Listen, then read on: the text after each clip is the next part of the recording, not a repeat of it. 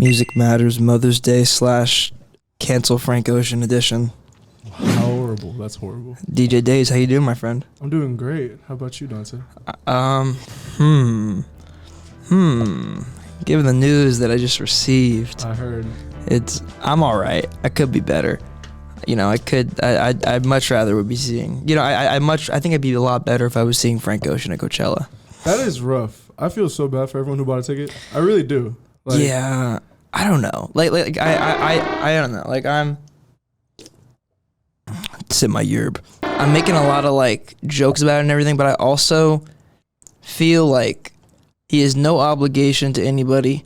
I don't think he has any obligation to his fans. That's true. But I do truly feel like on the same coin that it's pretty wrong.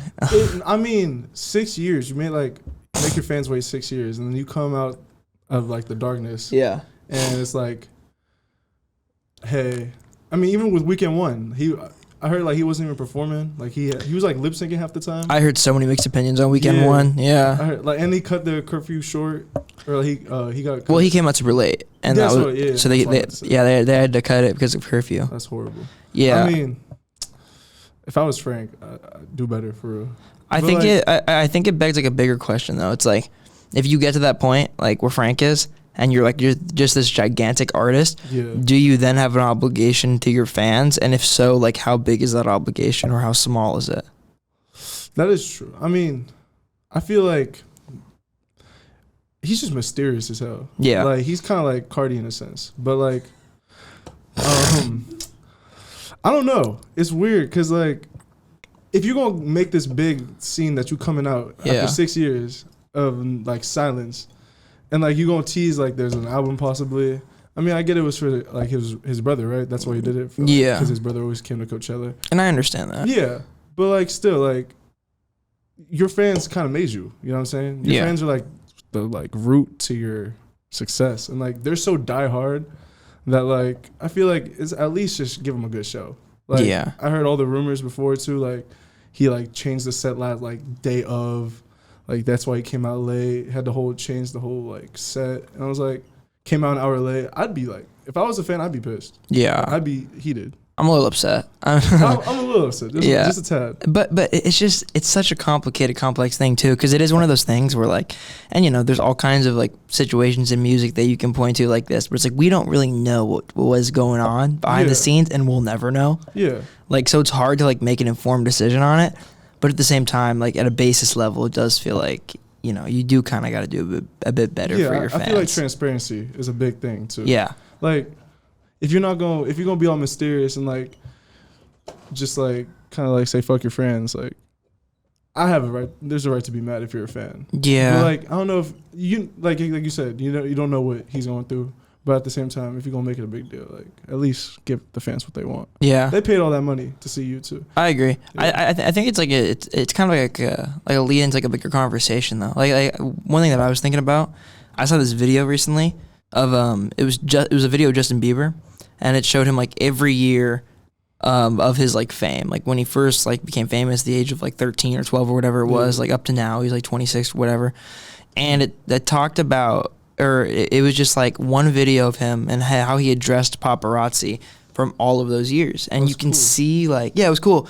And you can see like how he was so innocent and so like receptive to all these paparazzis that 100% were like kind of invading his privacy at a young age. And then as he got older, it just like, he just got so sick of it and it was so apparent. I feel like, when you kind of like, if you're like Justin Bieber, like how old is he now? Like 20? I don't know, 27, 28? And he was like, first started popping up when he was like 13. So young, dude. I feel like at that point, you get tired of it. Like 10 years down the line, and he's still going though. Like he's still making. He got super crazy motion. Like he's Justin Bieber. Like shit.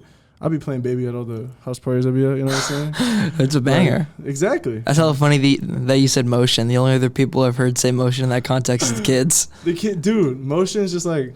That word, you know what I'm saying? Like, you got motion. Super motion. Yeah. It's just a joke to me, honestly. I don't know. But, like, I mean the word motion, not like motion. Mm-hmm. See, like, yeah. I feel it. But, damn. Shout out Kid Lords, though. Shout out Kid Lords, man. How you been, though, bro? How's the LA transition been so far? Like, kind of, you know, becoming a LA cat. versus Bay Area cat.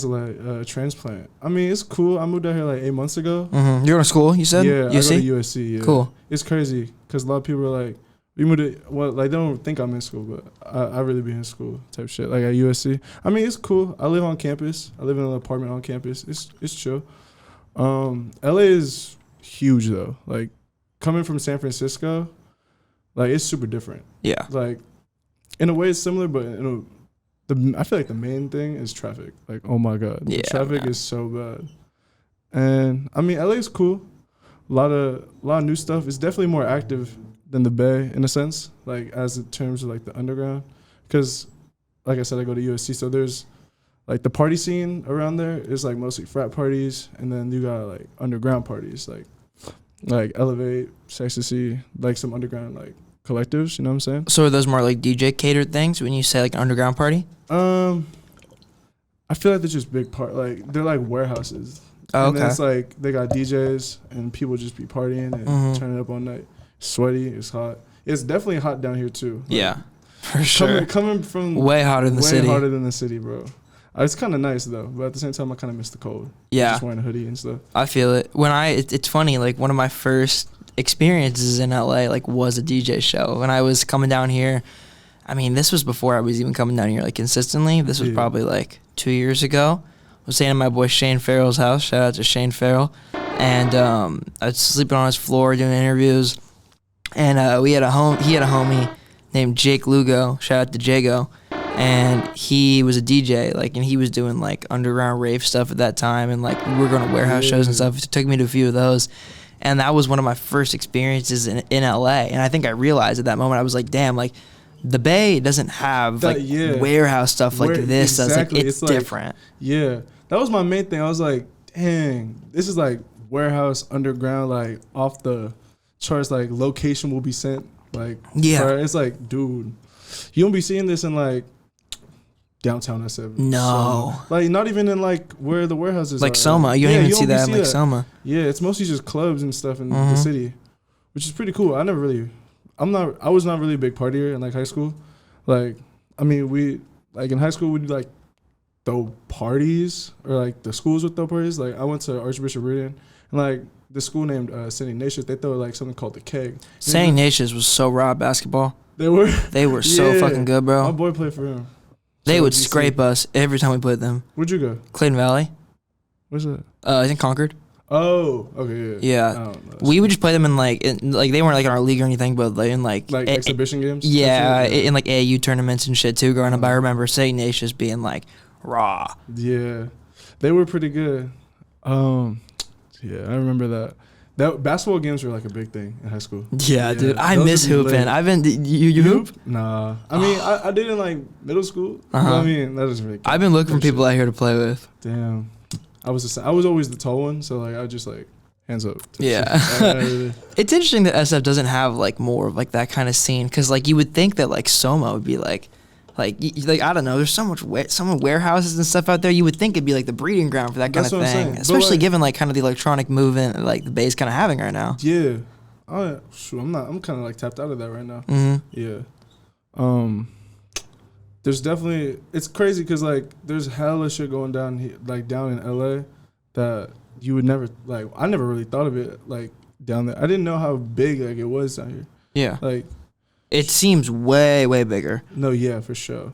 So as like a DJ that like, I mean, correct me if I'm wrong, but it seems like you mostly do stuff on like the DJing for artists, a lot of like hip hop artists type stuff. Yeah. Are you also into kind of like the electronic side of everything and DJing? See, that's kind of like when you said there's an electronic movement, I was like, shoot, I don't really know about that. Because I mean, EDM's cool. I like house music, but like it's not really my cup of tea. Yeah. Like I'm more like do like trap, rap. Like I really fuck with R&B. I like indie music too. Indie music's fine. But yeah, mostly like trap, like that shit, like that 808s hitting, hi-hat patterns, like all that hi-hat stutters. But in terms of like DJing for artists, yeah, I like concerts. That's kind of why I started DJing, because I went to Rolling Loud, and like 2018, my dad brought me to Rolling Loud, because shit, Travis Scott was headlining. That's like one of my favorite artists. Like whole inspiration behind my name too. Days before. Days before rodeo. Yeah, with the dollar sign. Because Travis Scott had the dollar sign in his name. That's fire. Yeah, so DJ Days. And I was like, dude, I can't rap, but I want to. So you tried the whole rap thing before? No. I mean, if you go into like the archives of my GarageBand in like my iPad, there might be a few beats. There might be not even beats. Like there be like me on some like shitty ass auto tune app. Fucking, I forgot what it's called, like vocal or some shit like that. I forgot. But I like literally got the skeleton beat like from Cardi because it had an open on it because it was skeleton. You know Skeleton by Cardi? Yeah. And like Molly by Cardi, like the leaks, they have opens on them. So I was just like, fuck it, let me just try rapping on it. Because they aren't finished. Yeah, they never finished. So I was like, let me just try rapping on it. So you can find those on my iPad somewhere. Skeletons by Travis Scott is an underrated fucking skeleton. Travis Scott song. Dude, I was literally listening to this shit at the gym this morning. That's one of my favorite songs ever, bro. Tame Impala production. That shit's just crazy. Honestly, Astro was an album that like when it didn't hit for me on impact, but it's like over the years it's become like literally one of my favorite hip hop albums ever. Like it is genius, man. I fucking love. When I heard Stargazing for the first time, like he previewed it at he opened to it at Rolling Out Miami 2018, I think. And like I had literally the loop of like his intro like on YouTube just in the car. Like that's what I'd be listening to. So like when Astro came out, that shit was just like amazing. I thought it was phenomenal. Like, I was a huge I'm talking huge Travis Scott fan. I mean like huge. I'm talking I had the cargo pants. I had the Travis Scott one. I would wake up early to go on sneaker. Yeah. Yo, I still got all his shoes. I fucking love them. Yeah. People would be like calling me the Travis Scott dick rider at school. That shit was crazy. It was insane. There's a lot of songs like on Astroworld too. Like even the deep cuts. Like there's songs that I forget about like how good they are. Like 5% Tint. 5% Tint. Yeah, Coffee Bean. Coffee Beans and bro, chill vibes. There's a lot of songs like that I forget of. NC-17. Yeah, NC-17 is so underrated. 21. No Bystanders. Oh no! Oh my God! Now I'm just like geeking about Astroworld. This isn't. Astro was a great album. We need Utopia though. Yeah. Utopia needs to come out. You think it's coming? I think so. I heard that he wants to do some, like, I heard rumors that he got like a psychedelic approach coming to it. Yeah. So I'm excited makes sense. For that. Cause like I'm a huge Tame Impala fan, so. That's cool. Like hearing, and like Lil Yachty's most recent album, Let's Start Here, that should sound like, it's a whole psychedelic rock album. So I was like, if Travis Scott can do some shit like that, and I feel like we've seen him do it with Skeleton, like you just mentioned, like, I think it's gonna be a great album. That whole Yachty thing was so interesting to me when it happened because it was like such a left turn that nobody expected. And it's like, to be totally honest with you, like the album to me, it's like a pretty cool like psych rock album. Like it doesn't blow my mind. You know, like there's a million other psych rock artists I'd listened to before the new Yachty project, but also it's like it was such like a drastic, such like a drastic descent from what he's done in the past, and it felt so much like it was needed. Yeah, it was like refreshing. Like, I low-key saw it coming because, like I mentioned, I was a huge Tame Impala fan, and I think it was like 2020. I forgot when it dropped, but they had a song called "Breathe Deeper." Oh, and that's one of my favorite songs of the last project. Me too. On the Slow Rush, they got a song. He got a song called "Breathe Deeper," and he got a remix with Lil Yachty on it. Like, you ever heard it? No. Really? I've not heard that. Dude, there's a remix with him singing on it. And I was like... I didn't know that. I was like... Because Lil Yachty mentioned that. I think he mentioned that, like, Tame Impala is, like, one of his favorites or something. And Makes I saw sense. it, and I heard it, and I was like, dude, this is fire as fuck. He's one of those people... It's so interesting when there's, like, artists that exist, like, fully outside of the world of hip-hop, but they, like, so much are in that world. Like, Tame Impala is one of those artists. Travis Scott's another one, too. John Mayer. Yeah, John Mayer's on Astroworld. Dude, have you ever looked at the Astroworld, like, credits? It's just crazy. Insane, bro. It's literally, like, all-star lineup. Mike Dean, Kanye... The Weeknd. Everyone's on that shit. Everybody, dude. Like, everybody. Bro, assembled the event. Juice WRLD. Dude, Juice on No Bison is crazy. The party never ends. Rest in peace, man. That, have you ever watched, see, now I'm just gushing about Travis Scott, but have you ever watched the sessions of him recording No Bystanders in Hawaii? Dude, he's just lit. He's so sick. That's just crazy. Shug West came out of the pool and shit. I was like, it gives me chills. That's the energy, like, that really inspires me to like DJ type shit. Like Travis Scott, big inspiration for me. Just seeing them perform, I was like, I want to be like them so bad. I was like, dude, they got the energy, they got the crowd jumping, mosh pits, all that shit. Yeah. That's like really like you said, the No Bystanders recording sessions, like, dude, just them just getting lit in the room and running around. It's just, that's the energy I'm looking for all the time. I do think it was like such a pivotal moment, Astroworld was, because like during that time in 2018, it was like when people weren't like fully, well, I mean, a lot of people were, but a lot of people weren't like fully accepting mumble rap as like an artistic expression. People were acting as if it was like less artistic than like traditional lyrical hip hop. In reality, was just like a descent from that. But it was like, I think Astroworld to a certain degree kind of, and I wouldn't call like his rap style like mumble rap, but it's auto-tune. Yeah, like, he's very much in that auto-crooning wave, and it's like, that was a style that I think before Astroworld was very easily dismissed, and he kind of like made it undeniable in a lot of ways because the production was just so incredible. That is true. Yeah. Yeezus by Kanye. I saw this TikTok. It was like on the Without Warning TikTok, and they said if like it was like you seen those TikToks where it's like, this is what your favorite album says about you. And it was like, I was watching it, it was like Kanye albums, and it was like, Yeezus, you're probably a big Travis Scott fan. And like looking back, makes sense. I was like, yeah, I am. And like Yeezus is one of my favorite Kanye albums. That's interesting. Yeah. So as a producer, do you think like what most grips you about like a song is the production? Yeah, definitely. That's interesting. Like I like right now I'm like hella into like underground music. Like when Whole Lotta Red came out, I like hearing Stop Breathing. My favorite part of the song is like 808s.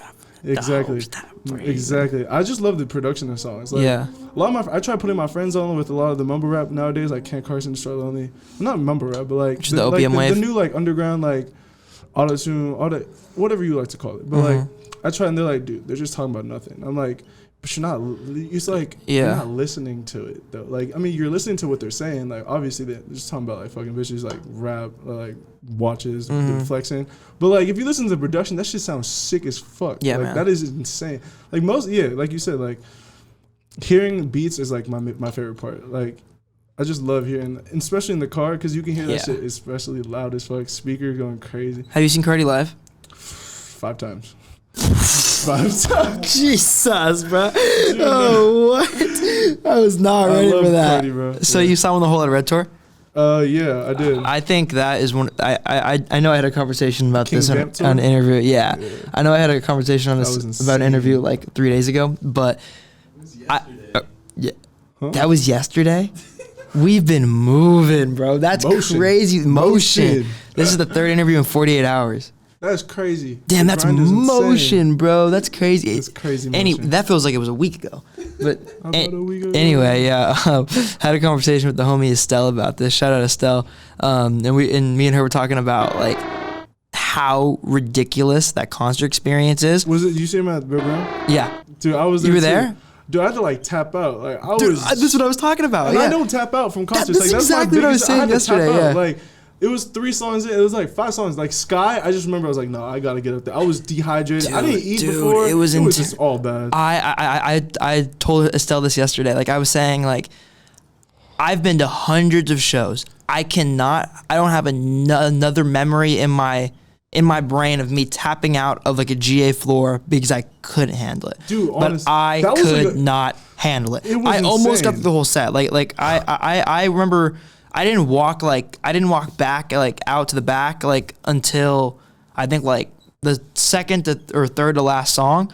But I tapped out. I could not do it. Dude, and it was insane. It's incredible to me because like the idea that people would write Cardi off artistically because they, like his style of music is so untraditional seems so incredibly ignorant to me. And if you look at like I was fighting for my life when Whole Lotta Red came out. Yeah. When that shit came out, I was fighting for my life. On Christmas, bro. Yeah. I was fighting for my life. Honestly, bro, that's fucking respect. Like if you were in the trenches like defending Cardi on Christmas, dude, that's respect. Like literally, dude, I was so hyped for this album so much. Like 2019 when I have 2019 Whole Lotta Red V1 all on my phone. Dude, I was waiting for 2 years for that shit, because I remember he started like after Dilate came out, then he like teased Whole Lotta Red like later in 2018, like damn near immediately after. Yeah, he was all like Whole Lotta Red next. I'm like, all right, cool. Like when is it coming out? But that's like the one thing I love about Cardi. Like he's just so mysterious. That, like, but he got a cult fan base. Like that shit is insane. Yeah. But when that shit came out, it was so. I low-key saw like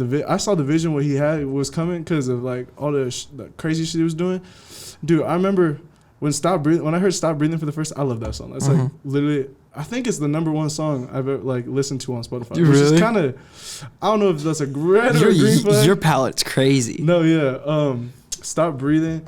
Dude, I remember I texted, I was like, Stop Breathing is like the best song I've ever heard in the group chat. And they're like, my friends group chat, they're like, this is the worst song I've heard in my life. Dude, I was literally like fighting for my life. Like, my friend Jack, if you're watching this, I hate you. But he literally used to hate on Cardi and Travis and all these rappers, and now he listens to them. It's like, damn. Well, that's the thing about Whole Lotta Red. Dude, I was like, I got so mad. Like, at first I was mad, but I was like, all right, whatever. But when people started switching up, I was like, really? Like, you made me fight for my life on Christmas Day? Yeah. On Christmas Day, you made me fight for my life on fucking on Twitter? Jesus' birthday? That is crazy. But I think that is one of my most... Okay, so I wrote this article about Whole Lotta Red, like, a couple of days after it dropped.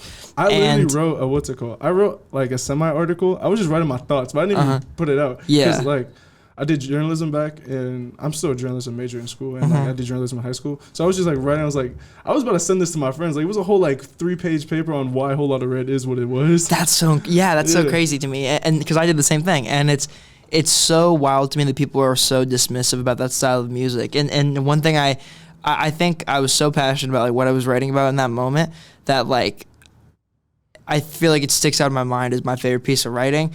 But I remember, like, one thing that I was so one thing that I was so specific about, like, when I was writing about Whole Lotta Red when it first came out, was like, this album is like, oh, dude, honestly, I'm gonna pull it up. And he said, let me go through the details. And I literally like read this on like 2 days ago on an interview, or yesterday. This is what I said. Like, I was talking about, like, look, Cardi, like, I feel like if Cardi dropped like his Pierre Bourne style, he wouldn't be who he is today. Like, 100%, like, yeah. Dial It, that's my favorite album though. Yeah. But if he dropped like Whole Lotta Red V1, that's crazy. There's like 4 versions of Whole Lotta Red. I've never heard the leaks. Really? I almost never listen to leaks. Really? I hate leaks. So I'll explain that in a second, but I want to read you this.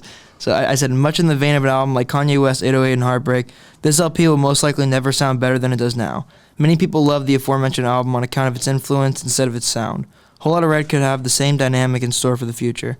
Understanding how such would happen is foggy and confusing, but to say that Whole Lotta Red will lay the foreground for things to come in hip-hop is a very safe assumption. If its sound were to become something of influence and notoriety, it would need to be expanded upon, combined with other sounds and genres to create a product more accessible and appealing. As of now, it hasn't done that. It could... Oh my God. This yerb is... Ugh. Not sponsored. Not sponsored. As of now, it hasn't done that. It could very well become the batch of ideas that influence the next hip-hop classic. But for now, it just feels underdeveloped. Whole Lotta Red is annoying, admirable, irritating, grating, confusing, and genius in a way that no album has ever been. Is the best word to describe it. Yeah, genius dude. Is insane. And it's so crazy to me because, like, when I saw that album live, I understood it on an entirely different level. Oh my God. I was blanking on something, but that you just brought it up. It was meant to be live. Like, yes, 100%, 100%. Like, people compare that tour to the Astroworld tour in 2018, and it is very comparable. Like, did you see that too? Yeah, I went to the Sack show. Fucking wish that I saw Astroworld tour. That was the Travis Scott Astroworld tour in Sacramento 2018. I'll never forget it because I had finals that week in high school, and I still went to SAG to see it. That was the only show I've ever lost my voice at, and I wasn't even really. I had seats, and I still lost my voice. Like, man, Travis Scott, one of my favorite artists. But speaking of a Whole Lotta Red, I was like, everyone's like, it sounds distorted. Stop Breathing sounds horrible. I can't listen to it, and they're right. Yeah, but that's the beauty. But that's the beauty of it. Exactly. Like, exactly. Oh my God! Like when I was like, when he goes on tour for this, you guys are gonna see. Yeah. And they all did see it. They saw the vision was seen. What's so interesting to me about it is, like, part of the reason I think it's such like a transformational piece of art is because it intends to offend. Like, it is like because think about it, right? Like, dude, like, you know, I hate to keep putting the Kanye word out there, like. We're not condoning anything that Kanye West has been on in the past months, but also, sure. Just to speak on like his production on that album, he very, very much, it very much is so apparent how bad that mix is on the entire album. But if you think Kanye West does not know how to mix a record appealingly, you're dumb. He does. But it's like That's that album, exactly. That album fully intends to offend. It meant to push the envelope. It was meant to curate this environment to where you felt like you were going insane. You were in the headspace that Cardi was in. Exactly. And it's crazy because it reminds me of like the early garage rock of like the 70s. Like when like the Stones first came out, it was like part of like their lo-fi sound was born out of a lack of resources. You know, Cardi didn't have that same lack of resources, but he was trying to recreate that same ethos, that same headspace, that same frustration that like he wanted you to feel. Exactly. You know, and that's like why I think I felt it on a different level when I saw it live, because it wasn't just a concert. It's not like Cardi was up there performing the songs. Bro, he wasn't. He was just screaming. He was just screaming, but you can't even see him. You saw him for like maybe 30 seconds. I was in the front, so I low-key had a good view of him. Like, he was all masked up, wearing green shit. I was like, but that's what I mean. Like, you couldn't even tell it was him. Yeah. And the way he pumped smoke into the room, it felt like the musical embodiment of hell the most like peculiar but like acutely artistic way. Literally, I want to talk about the aesthetic of that shit. Yeah. I remember the show was crazy. So first off, you walk in there. So he went on tour with Ken Carson and Rico Nasty. And Ken brought out Loan before anyone. Rico was fire as fuck. I don't give a shit what anybody says. So when you walk in, all the lights are on, right?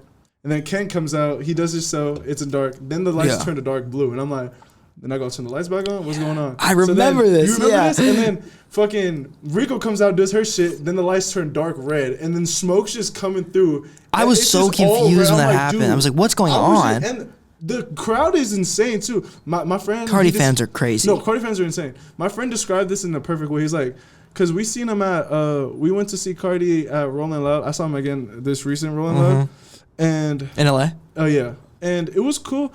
But when we left, my friend was like, "This wasn't like the Warfield show," and I'm not Warfield, the Bill Graham show. And I was like, "Wow." He's like, "That was a war zone. It literally was. It felt like a war. Dude, people were opening mosh pits to no music. Yeah, like people were moshing to no.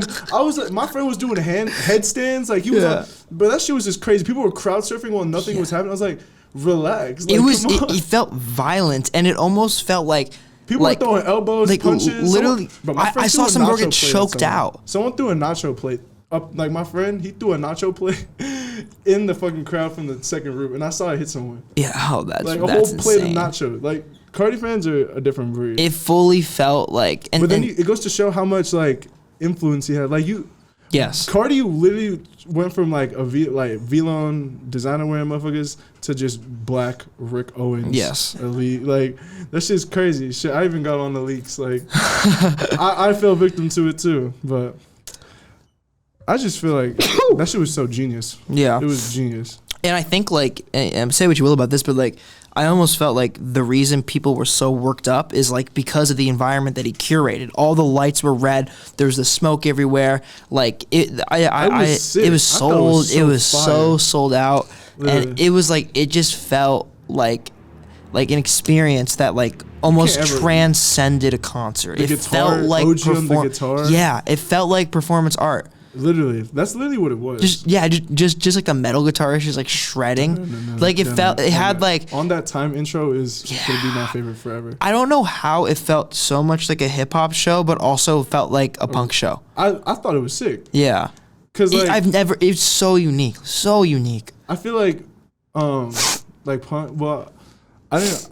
My dad like put me on with like Metallica. He used to be like a really like he likes Metallica and like metal, I guess. That's sick. And like I'm not really into. I mean, I like it. Like I really do. I fuck with like Ride the Lightning, Metallica, For Whom the Bell Tolls. All that shit hard. So I was like, this is fucking dope. If this is what a metal show is, I'm trying to go to a metal show. Like this shit is fire.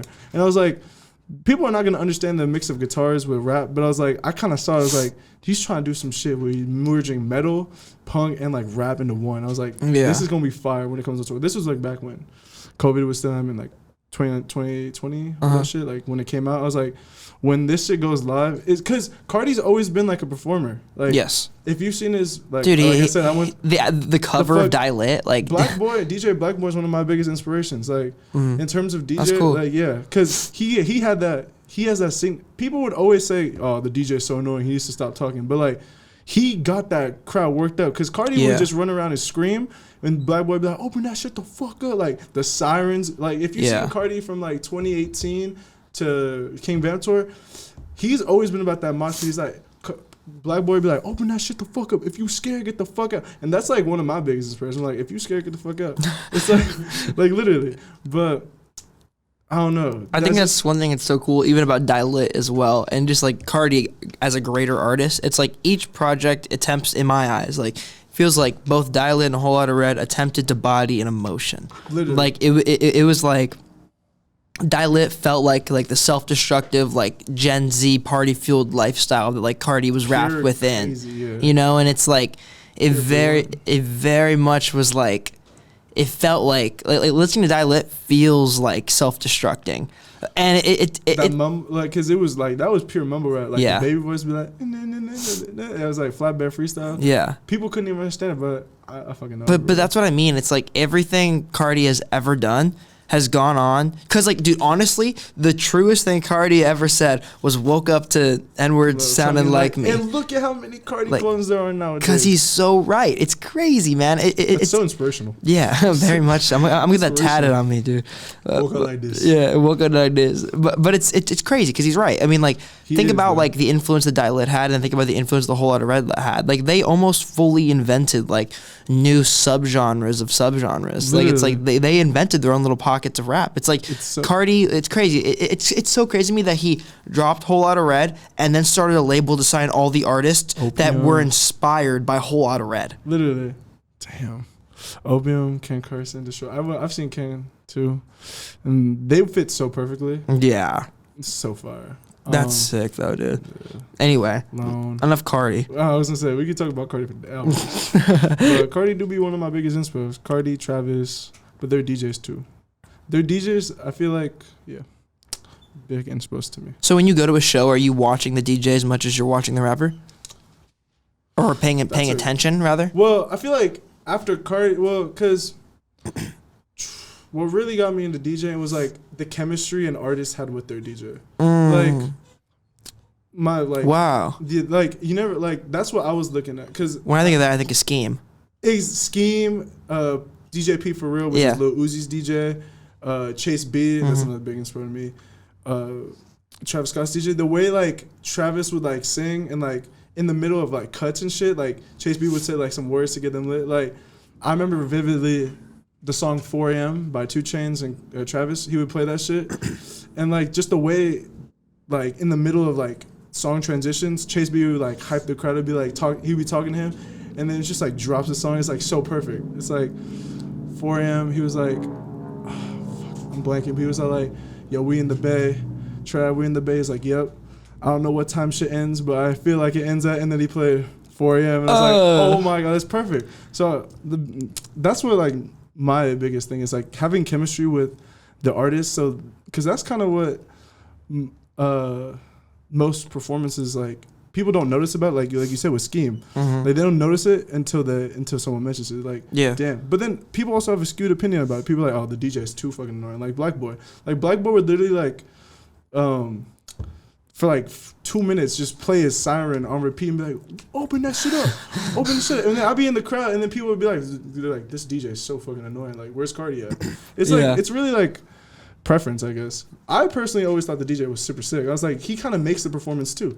So, yeah. Because they're the ones who like run the music. They run the show a bit. It's interesting to think about it like that because it really is, in a lot of ways, it's like, as a DJ, you are a part of the show as much as the performer, you know? The audio, you know what I'm saying? Like, yeah.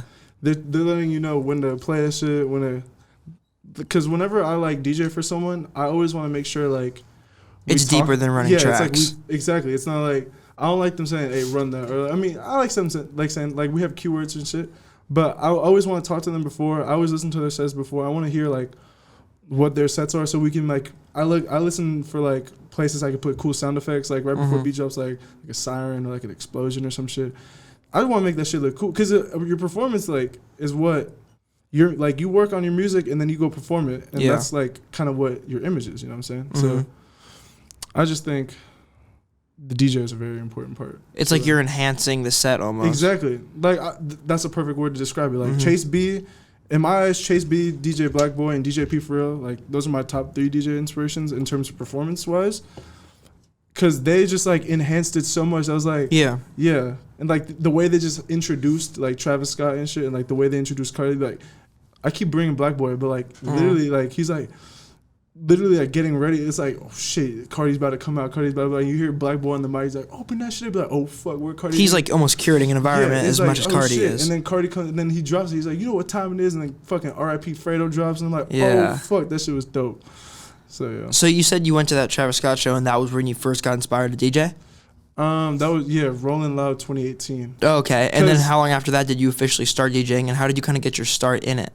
Shoot, so my high school. Well, this goes like back to like when I was in 8th grade. So my high school, I think I mentioned this. I went to Archbishop Written High School. Go Crusaders! But could you turn the mic so you talk into that little heart? My bad. You're good, bro. I went to Archbishop Written High School, and in 8th grade I shadowed this school, and we're doing like the shadows, like you like walk through the campus, like do the like sit in the class, whatever. But we went on a day where like they were showcasing all the clubs, and the one thing about all the schools that I shadowed that they didn't have that Ridden had was a DJ club. And I was like, oh, this is sick as fuck. Like, I was like, what do they do? They're like, oh, they DJ all the dances at the school. I'm like, oh, that's dope. Because I really like 7th grade is when I started like really enjoying music. Like 2017 days, prime music. Yeah. So I've always had a fond love for music after like that. So I was like, shoot, DJ club sounds like a cool place to like meet people that also like music. And they were playing the same shit I was into, like Ski Mask, Kendrick, Drake, Travis Scott, Future, all that shit. And I was like, oh, this is sick. So that kind of swayed my, like, I really wanted to go there. So when I got there, I didn't really do much until my, like, I joined the club my freshman year, but I didn't really do much until my senior year because I was kind of shy and I didn't, like, they were all older than me. They were all, like, seniors in high school. I was like, oh, I was like the shy little freshman in there. I was like, shit, do I, like, try or do I, like, get embarrassed? I didn't want to, like, get embarrassed. But my cousin at the time, his name's Tonio, he cut my hair. He used to be he's a barber. He used to cut my hair. And he also DJs. Oh, cool. He DJs like, I don't know, like bars and clubs in San Francisco. And this was like my sophomore year of high school. My first year of high school, I would go to the dances and hear the DJ club. And no offense to the DJs, but I was like, these dudes suck. Like, these dudes cannot, like, they don't know what the crowd wants to, because I would always be in the dance, like on the dance floor with like all my friends. Would be like, dude, these DJs suck. And I'm like, dude, they could be playing so much. The transitions would be kind of off. I'm like, dude, let me get up there. And I told my friend this. I was like, I was like, freshman year 2018. I told my friends, like, mark my words, next time I'm gonna be DJing one of these events. Not to cut you off, but I think that's such an interesting way to get into something, because I feel like so many people have that same experience. Like they, like they want to do something, but they don't do it, and then they see somebody do it, and they think I could do that better, so they do it. Like that was. I'm like, not even gonna lie, that was like a big thought of mine when I started interviewing. Like a lot of it was like watching people who I was like, I don't really enjoy the way they're doing this, and I was like, I think I can probably do that cool or put a good spin on it. Yeah, I was like, dude, I could do so much better. And I was like, fuck, what's stopping me? But then this was 2019. So I was getting cut by my cousin, Tonio, because he is a DJ, like I mentioned. And I was like, I just asked him, I was like, so how do you DJ? I was like, so what do you do? He was like, do you have a laptop? And I was like, no, because I didn't have a laptop at the time. And I was like, is there any way I could like DJ with that one? He's like, there's this app. It's called DJ, like DJAY. And I was like, he's like, do you have Spotify? I was like, yeah, I do, because I had Spotify at the time. And the app connected to my Spotify. So like a traditional like DJ uses like a software and you gotta download your music. But this one was directly connected to my streaming service. So I was like, oh, this is super sick. So I had my little iPad that I used for school, and I like downloaded the app, and I was just kind of messing around with it. I was just like trying to like figure out what everything was. Like it was literally like a little controller on your iPad. I was like, oh, this is super cool. So I was just like doing like transitions, like shitty transitions, playing with the echo effect, all that shit. And then COVID hit. And I was like, damn, no more dances, no more school events. So I still messed around my iPad, but then I realized I needed a laptop because school was online now, so I needed to go on Zoom, and my iPad wasn't going to be enough. So I got a laptop, then I eventually saved up enough to buy a controller. And at that point, I was just a bedroom DJ. So I was just in my bedroom listening to, dude, I didn't even have speakers at that point. Like I didn't know like anything about. You were playing it at your iPad? Dude, literally, what's it called? I got my controller, a DDJ SB3. I still use it. It's like, I fucking love that thing. It's so easy to learn on.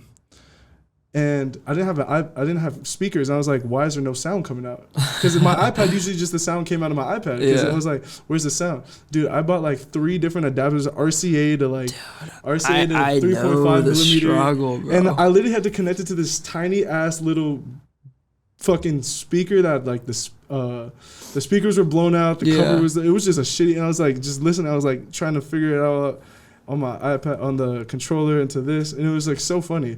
And then I bought like these $11 Logitech speakers at Target, and I would just use those to DJ in my room all throughout COVID. I was just trying to master it because at that time, then I was a junior in high school, and then I was still we were all still online. Yeah, we had no events. And then when senior year came around, the DJ club was like all the DJs that knew how to DJ in the DJ club were graduated. Yeah. So then I was the only one in the club that actually knew how to DJ at that point. Oh, well, because all the kids, who were in it, like hadn't like they graduated. Like shit. I'm a senior now, so it's like shit. So, at Ridden we had this thing called the first dance, and apparently the first dance is always the littest dance, and that's a fact. So there was 3 members. We had like 4 members in the club, and I had the middle set, and I just kind of like promoted myself. I was like, yo, I'm about to be DJing, and at this point. That's when I started, like, I dropped, like, little SoundCloud mixes, like 30-minute mixes of just me mixing. I never really, like, advertised them as much as I did now. Like, but some people knew I DJ'd and shit, and they were like, okay, cool, you're going to DJ? Like, but, like, that first dance really, like, boosted my ego so much. It was so dope, because it was, like, I always related to the Playboy Cardi 2018 Rolling Loud set at the sun. It was like the sun was setting, and like the sun was setting on the crowd, and like everyone was just cheering my name. I was like, oh my god, like this is like the moments I've been. You said 2018? Yeah. This is the Oakland one? Yeah. Yeah, man, I was there too. You were? Yeah. It's one of my favorite. That's probably my favorite Playboy Cardi set of all time. That's the only Rolling Loud I've ever been to because 2018? Yeah, because after that, I mean, that was the last Bay Area one. No, 2019. Or 2019 was. No, I'm sorry. 2019 was the one I went to. Oh. Yeah. No, I went to the one before. I went to both of them. Oh, okay. Yeah. Dude, 2019 when they had the same. Dude, it was so fucked because the same stage it was Yachty, Uzi, Cardi, back to back, and I just stayed there. I was like, oh my god. My whole thing when I went to concerts, I didn't used to leave. Like, I would be so dehydrated, but I was just like, fuck it. I'm this close, I can't leave. Yeah, I feel it. But back to the DJing. So after that first dance, I was like, okay, yeah, I kind of know how to DJ. It's kind of cool. And I kind of just kept building up from there. But like I was like, DJing dances are fun, but like the main reason I started this because I want to be like a performer, like a performance DJ. Yeah. Like Black Boy and all the people I mentioned before. So my friend Kari, shout out Kari. For Kari. Who you still work with like very closely, right? Yeah, that's like one of my brothers, bro. That's awesome. Shit. Fucking love that, bro. Done so much. I'm so proud of him. He's on the come up. It's beautiful, bro. That's a beautiful thing. Love that brother. He was making music. He was making music like back when we were in 8th grade, so he's a grade above me. So I'm gonna push this a little bit closer to you. Sorry, keep talking. When he was a freshman in high school, he started making music, and like I was a big supporter. I was like, "Fuck it, this dude can sing." So he was just your homie back then? Yeah, he was just my homie. It's funny, like I used to shit talk him in 6th grade. That's how we kind of became friends. That's like me and Lance. Yeah, I used to be the biggest hater, bro. Yeah, but he made music. I was like, I always supported him, but people always just thought I was dick riding him. But I was just supporting my brother, you know what I'm saying? Yeah. It's like showing love because that's your friend, you know what I'm saying? But like, not like to put shame to like the other rappers, like, you know, like not other rappers, but like motherfuckers that think they can rap, but like they just like suck. But like, they're like, yeah, okay. Like the SoundCloud rappers, like that, like the OG SoundCloud rappers, they'd be like, yeah, bro, I got 1,000 plays. I need like, I'm up. Like, I'm up. You know what I'm saying? I got motion, bro. Like. But we out of here. No, out of here. But he wasn't fire like, emoji, devil emoji, 100 emoji, money. Dude, the 100 emoji. Yeah, I'm really finna make out the hood with this one. Oh god, no. But he wasn't like that because he like 100 emoji, 100 fire emoji. That shit crazy. I always saw the vision. I was like, dude, this dude finna be big one day. And now he got that crazy emotion right now. He got some crazy emotion. So I would always support him. Awesome. So I kind of coined myself as a DJ. I was like, look, if you ever need a DJ for a concert, let me know. Like, I'll be here. And kind of just roll with it. And then this is when he was fucking with he's still fucking with Bankroll, but like when he was first fucking with Bankroll, like 2022, so the first dance that I DJ'd was 2021, and then 2022 rolls around, and St. Ignatius, like I mentioned before, I'm gonna call it SI because that's like the acronym I went by. SI had this thing called Hoop Coming, and in 2020, it was like homecoming, but basketball. A concert. Yeah, it was a basketball game. It was a big. It was Reardon versus SI, which is like it was like big rivalry. Not really big. I mean, yeah, somewhat rivalry. Our big rivals were SH and like the other all boys school. Reardon was an all boys school before it went co-ed after the pandemic. But Hoop Coming was like it was a big basketball game, and then they had a concert. That's like, cool. Yeah. 2020 they had their first one. I think it was their first one, and they had 24K Golden. That's fire. Because Golden's from the city. He went to Lowell, right? Yeah. He was from the city, so they had him. But this was before this is when he was like big on Valentino. So it was kind of cool. So damn, I'll never forget that era, man. Like I sorry to cut you off, but I remember seeing I remember watching Webby and Corday at Harlow's in Sac, which is like a bar. I know small. That's where BK the Ruler used to there. Yep. Yeah. But I love Harlow's. But I saw him at Harlow's like. This is like right after Lost Boy had come out. I was just a fan of him off the singles. Like I just loved Corday, and that was like before he was Corday. That was like when he was YB Corday. Yeah, but I remember watching 24K Golden open for him, and I just knew him because of Valentino. I didn't know anything else about him, but he put on a crazy show, and I remember he threw these stickers out to the crowd, and they said like call the. He was like looking for MILFs. Call this number, and he threw these stickers, and I still have them at my parents' house, and I truly think like with how big that guy is now, like they're probably worth some money. But, hey, bro, I'm gonna keep them. Yeah, you should keep them. You should frame that shit. Yeah, I would frame that shit. But he performed, and I didn't go because I didn't go to the school. So it was like a in school event. Like you had to like sign a waiver if you wanted to bring a guest. Yeah. So I didn't go, but they had it before, and in fact that was in 2020. So 2022 comes around, and Kari's performing with Bankroll and like another opener. His name is Marhundo from SF. And he's all like, yo, I need a DJ. I was like, oh, shit. That's like my favorite time. I was like, dude, that night when I DJ, I was like so hyped. It was funny as fuck. I'll never forget this moment. I'm chilling at the crib the night before the show. And like, as a DJ, like I said, I want to make sure the performance is good. Yeah. For like 2 weeks straight, I'll never forget this. For 2 weeks straight, I was hounding Kari's phone. I was like, listen, what are you going to play? Because at this time, he didn't really have that much music out, so I was like, what are you going to play? But he had a bunch of unreleased music that I had. And I was like, look, I kind of curated a set list for him. And I was like, how do you think of this? He was like, I'll let you know about it. Didn't let me know about it for like 2 weeks. Till like 9 p.m. the night before, he calls me. He's like, yo, we need to get this set list done. I'm like, dude, I've been telling you about this for like 2 weeks. We got to do this. He's like, yeah, let's just do it now. So we were on the phone for like an hour just trying to go through the set list. He's like, nah, I don't really fuck with that. Maybe this one. And I curated. I was like, and then I was like, how long is your set? He's like, it's 30 minutes. And I'm like, do you have 30 minutes worth of music you want to play? He's like, no. I'm like, so what are you going to do? He's like, hey, just do 10 minutes of an opening set for me. I was like, okay. Nice. Oh, for sure. I was like, this is literally what I want to do. I was like, hell yeah, I'm going to do this. So we do that shit. So I'm like, I just like curated a whole like 10-minute things of what I feel like SI kids want to listen to. Or like just turn shit. I was like, because I wanted to ask, like, what the vibe is. Well, because all the songs we picked, like, the vibe was low-key, like, hype as fuck. Yeah. So I was like, fuck it, we'll just do hype. So I remember I played Stop Breathing. I played the clean version of Stop Breathing. Your grave. No one knew it. But I was like, fuck it. We're going. I was like, I tried to get them lit. I was like, jump, bounce. But I had a 10-minute opening set. But they knew Sky by Cardi. Wow, They knew Sky, but not Stop Breathing. Based as fuck. That's kind of what SI is, based as fuck. But no diss to SI. But so then that night was super crazy. Like it was just a blast. I was having the time of my life. I was like, dude, this is like what I've always wanted to do type shit. So then that just left me hungry for more after performance. But after that, I did. So that was March 2022, and then after that, it was kind of like a dull period. I wasn't doing much, but going to concerts. So you've always gone to a lot of shows. So yeah, that's what really like makes my love for DJing and music. Is concerts.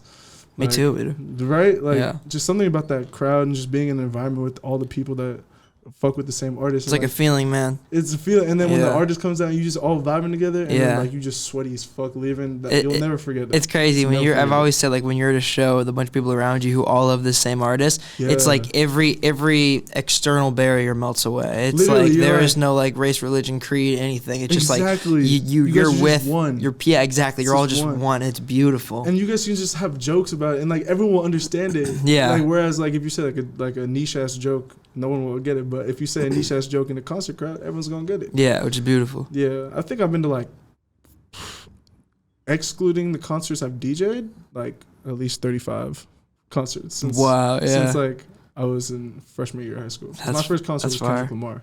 That was your first show? Yeah, Kendrick Lamar. On the Dam? It wasn't I wanted to go to the Dam tour so bad, yeah, me too. But I didn't go. With Travis Scott opening, I was Mac. so... Mac? Mac? No. It was Dram. No. Mac opened not the Dam tour, but he opened the... Did he open the TPAP tour? I think he opened the TPAP tour. I'm trying to remember like what I've never seen Kendrick live until this summer outside Lands. Oh yeah, me too. But I'm trying to remember what tour Mac opened for him, and I don't remember. I don't see like my memories. I feel like my memory for like stuff just starts 6th grade. I remember. I feel like 5th grade passed like low key blurry. I feel it. 6th grade on, I remember. So you DJ that show, and then what was kind of the next step after that? You said there was like a dull period in March. From March to like, damn, I gotta really. It's crazy because this all happened like the motion, but the motion like kind of started like. I've only been doing like real concerts for like 8 months. Mm-hmm. Like it's kind of crazy how fast all this shit's gone. It's just like low key overnight. It's kind of crazy. That's beautiful. I know. It's like shit when you see something and it just happens. It's like, oh my god, it's so beautiful. Mm-hmm. But so from March to like it was like a dull moment from like until August. I'll never forget. Oh, no. There you go. July. So, my friend, his name is Apollo. Shout out Apollo. Love you, brother. Apollo Aura? Apollo Aura, yes, Shout sir. out Apollo Aura. Yes, sir, my boy. So, he was saying he was throwing this event. It was called Apollo and Friends. Uh-huh. And it was... I remember that. You do? Uh-huh. July 23rd. I'll never forget that day. July 23rd, 2022. In this... Like, the room was the size of this room. It was this tiny-ass room. But it was like a bunch of just underground artists from the Bay. That's sick. And he was like, you can have a DJ set. And I was like, fucking hell yeah. So I promoted the fuck out of that event. I was like hyping myself up. So I was like sending all my friends. Yeah. I was like, please pull up, show some love. And like, I'll never forget, like all my closest friends went. And I like literally all my closest friends. And it was like 10-15 of my friends there. And I was just playing like all the rage shit, like Kent Carson, Yale, Playboy Cardi, R.I.P., Stop Breathing, Lucky, and they were all just having a blast. And I was like, dude, I was like, oh my god, all my friends are here just raging. This is like the beauty of it. Uh-huh. And I promoted the fuck out of it. And that day, and I had my friend on there. I don't forget how I met. I forgot to mention a very crucial part.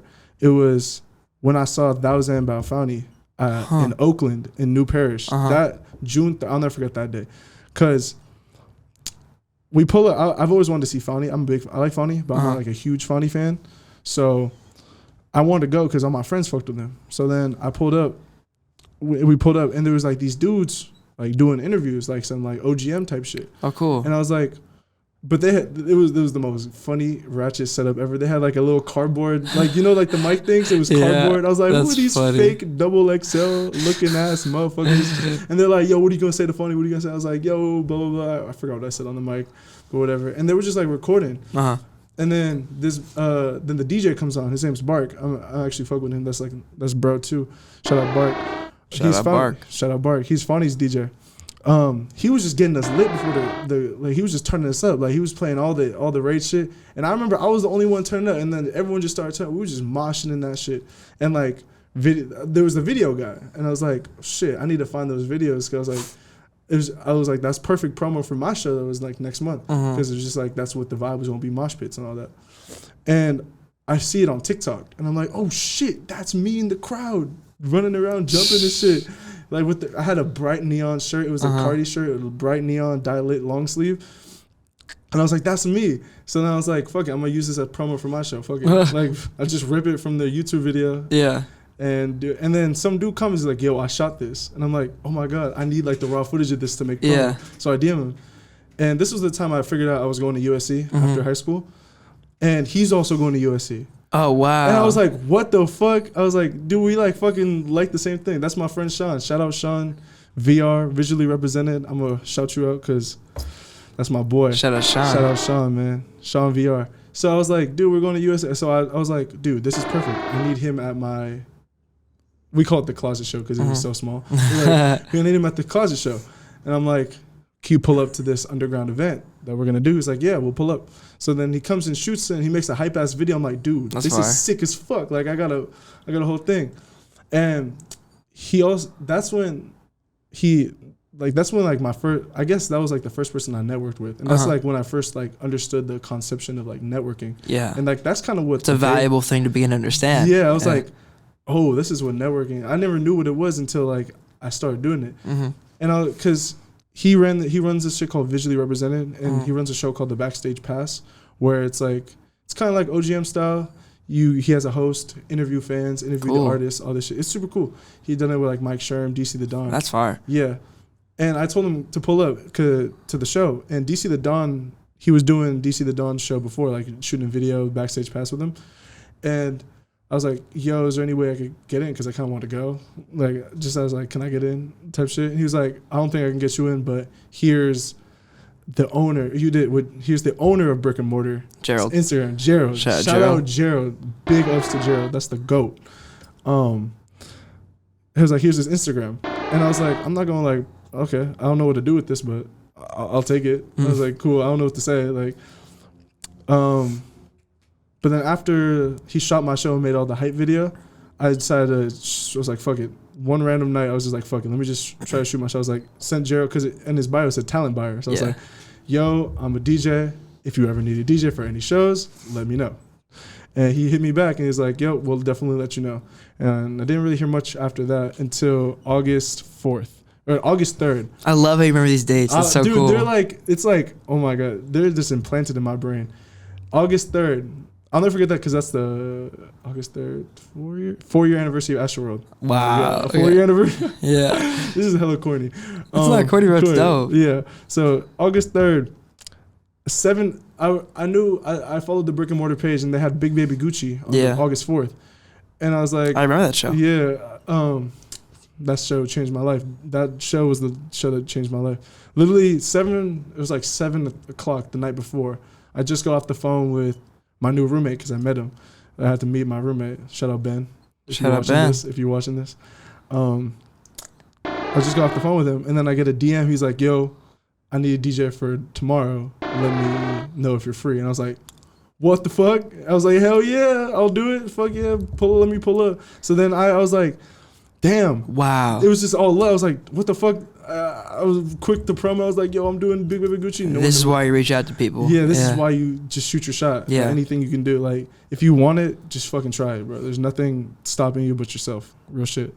So then I was like, fuck it. I'll pull up, brought up my little backpack. I was like, all super hyped. I was like, dude, my first show at Brick and Mortar. It's crazy because the first year of the month, the first month of the year, I saw Autumn there. Yeah. Autumn. And I didn't really know who Autumn was. But I pulled up to the show and I saw him there and I was like, damn. I made a promise to myself that night when I saw him. I was like, dude, I'm going to be on this stage one day. That's beautiful. I'm going to be on the stage fucking one day. And that shit happened 8 months later. I was like, damn, I'm really on I have a picture of me laying on the floor. I'm like, manifestation is real as fuck. Now you've been on it multiple times. Yeah. Oh, mamas. And we finna be back soon. Yeah. So then we do and I'm like, okay, I just got to run the openers. And then I get a text from Jared. He's like, yo, most of the openers have a DJ except this one guy. And I'm like, Rockstar. I was like, all right, who's this guy? Let me meet him type shit. So then he pulls up. I'll never forget because he was the last one to pull up. And I was just there. And he's like, yo, here's my music. And I was like, okay, cool. And I didn't say much. And then I was just like, fuck it, let me just ask. I was like, yo, so is there anything like you guys want? Like, here's, I got sound effects, blah, blah, blah. He's like, showing him this. I was like, we can make transitions. It's cool. He's like, and he was like hella fucking with me. I was like, yeah, I want all this shit, blah, blah, blah. He's like, dude, you're sick as fuck. We're going to make it lit. I was like, hell yeah. That's my boy, Roxy. Roxy, if I never met Roxy, my life would be so much different. Shout out Roxy, bro. Roxy's the GOAT. Shout out Roxy. And he was like, dude, we're doing Autumn tomorrow. You want to pull up? And I'm like, what? I'm like, Autumn at the Cornerstone in Berkeley? I'm like, yeah, do you need a DJ? He's like, yeah, for sure, bro. Dude, I'm totally seeing how the dots are connected now because like, I like know where this is going. I feel like, and it's like, okay, I'll pull up. Shout out Roxy, bro, for having, dude. Without Roxy, like this shit would not have been possible. He basically put me on, and I was like, all right, let me pull up. So I did, but before at the brick and mortar, I did like my little hype shit, played Look at Me, all that shit, running around on stage. But I was like, damn, I want to do more. So I pull up to the Autumn show, but they already had a DJ. It was a high tolerance event. And I was like, oh, they have a DJ. Fuck, what am I gonna do now? So I go, I was like, fuck it, hey. I'll talk to you. I'll talk to the DJ and see what's up. I'm like, look, I'm Roxy's DJ, one of the openers. Is it cool if I can like just MC? He's like, yeah, that's fine. Oh, nice. So then we're at the Brigham. I'm like, damn, dude, I really got to the Autumn show. Like, this is like my third show, and it's like this shit damn near almost sold out. I'm like, I was like quaking. I was like, shit, I don't even know. But I was like, but fuck, there's a DJ, so I can't really set my shit up. I was like, fuck, what do I do? Like, is this gonna be fly? I was like, at that point, I low-key was like accepting that I wasn't gonna DJ because they had a DJ already, but I was like gonna make the most. I was like, hey, at least I got into the show for free. So we leave, get some food, and come back, and like stage is like set, crowd's there, DJ's playing music, but I realized the crowd wasn't moving. I'm like, dude, they're not like jumping or nothing. Like, come on, we need like something crazy. And I talked to him. I was like. And I'm like, we're in the back room, and like they're just playing like random music, and the crowd's obviously like not really vibing with it. And I'm like, fuck it, I can like change this. And I was like, am I allowed on the stage? I was like, can I like, where am I allowed to go? Like, because I was nervous, I didn't really know, like I didn't know like anything about like backstage or anything. But I was like, damn, I'm basically backstage right now. And I was like, I saw my friend, his name's Profound. He was on stage, and I was like, okay, if Profound's on stage, I can be on stage. Because he was talking to the DJ trying to hype up the crowd too. So then I go up, and I'll never forget this. I'm like, yo, can I request a song? And he's like, yeah, what song? And I'm like, Teen X by Playboi Carti. Bro's laughing, but like. I guarantee Mario was there. Mario, were you there? The Autumn show, it's a quick tour too. Were you there, Mario? No. Oh, no, okay. But I said, play Teen X by Carti. And he was like, okay. Because he was playing like Bay Area music, and the crowd dynamic is not like Bay Area. It's like underground. You know what I'm saying? Yes, like Cardi, for sure. Carson, Can, Yeet, Summers, all them motherfuckers, Homicide Gang. So I was like, play Teen X, and he was like, okay. So he did, and then they start jumping, and I grabbed the mic, and then that whole night, low-key just a blur to me at this point, because I just start running. Like that's like my pinned profile post. That was like my biggest show. So not really my biggest show at this point. I think D Savage was, but. That was like, for my third show ever, that shit was insane. Like, they cheat coded my way into it, kind of. Yeah. It was like, I put in like up, down, left, right on the controller, and I was there. And that night changed my life. I was like doing what I loved. I was literally just emceeing I was kind of the host of the night, because I had, his name's DJ Shizzle. Shout out DJ Shizzle. Shout out DJ Shizzle. He was just, because he was like, dude, he came, because I played T-Nex, and I was like, all right, cue up Yale by Ken Carson. Yeah. And then I was like, y'all fuck with Opium, yo. And they're like, yeah. And I'm like, drop that shit. And and they're just jumping up and down and up and down. And then the DJ pulls me back. He's like, yo, you doing good. Keep giving me song requests, because I don't really know the crowd like this. And I'm like, bet. I'm like, all right. I was so ready. I was on my phone scrolling through Spotify. I was like, this is what they need to hear. Yeah. And we do the autumn, like basically DJ and turn up the fuck up with the album show. It was crazy. And that's just a night I'll never forget. August 5th. It was like, damn. Because I made my promise to be performing and be on that stage at the autumn show. And my first like really big show was the autumn show. Yeah. So it was like, it came full circle at that moment. And then from there on, shit's been moving up. So what kind of happened after that show? That was literally a week before I moved to LA. Oh. Yeah, because I had to go to school. Interesting. Okay. So after that show, I started network. Like I guess I was networking. I was just like meeting people. Met Jackson Bird. Shout out Jackson Bird, photographer for High Tolerance. Met Bobby. Just try to make myself as available as possible type shit. And after that, a week goes by. And I go to the Suicide Boys concert. I just remember that was like the night before I left to move to LA. And that whole week I was just like I was like taking it in. I was like, damn, I really did. I was like, what else can I do? Yeah. So, but I was like, it's crazy because applying to colleges, I didn't really like taken to the fact that I could be DJing parties at colleges. But then I realized how big of a school USC is and how big of a party school it is, especially. Yes. So I was like, fuck it. Let me try to network my way into. I never wanted to join a frat, but that's kind of like the big scene at USC is frat parties. And I was like, shit, if I could DJ a frat, that'd be fucking dope as hell. Like, fuck, that'd be sick as shit. So then, Sean, he's going to USC. And at that point, now we're just friends. Like, we're just homies. Yeah. And we're like, fuck, I got a video guy, and he's cool. He likes Cardi, all this shit. So we were like kind of friends, and we just like kind of rolled around with each other. He wanted to join a frat.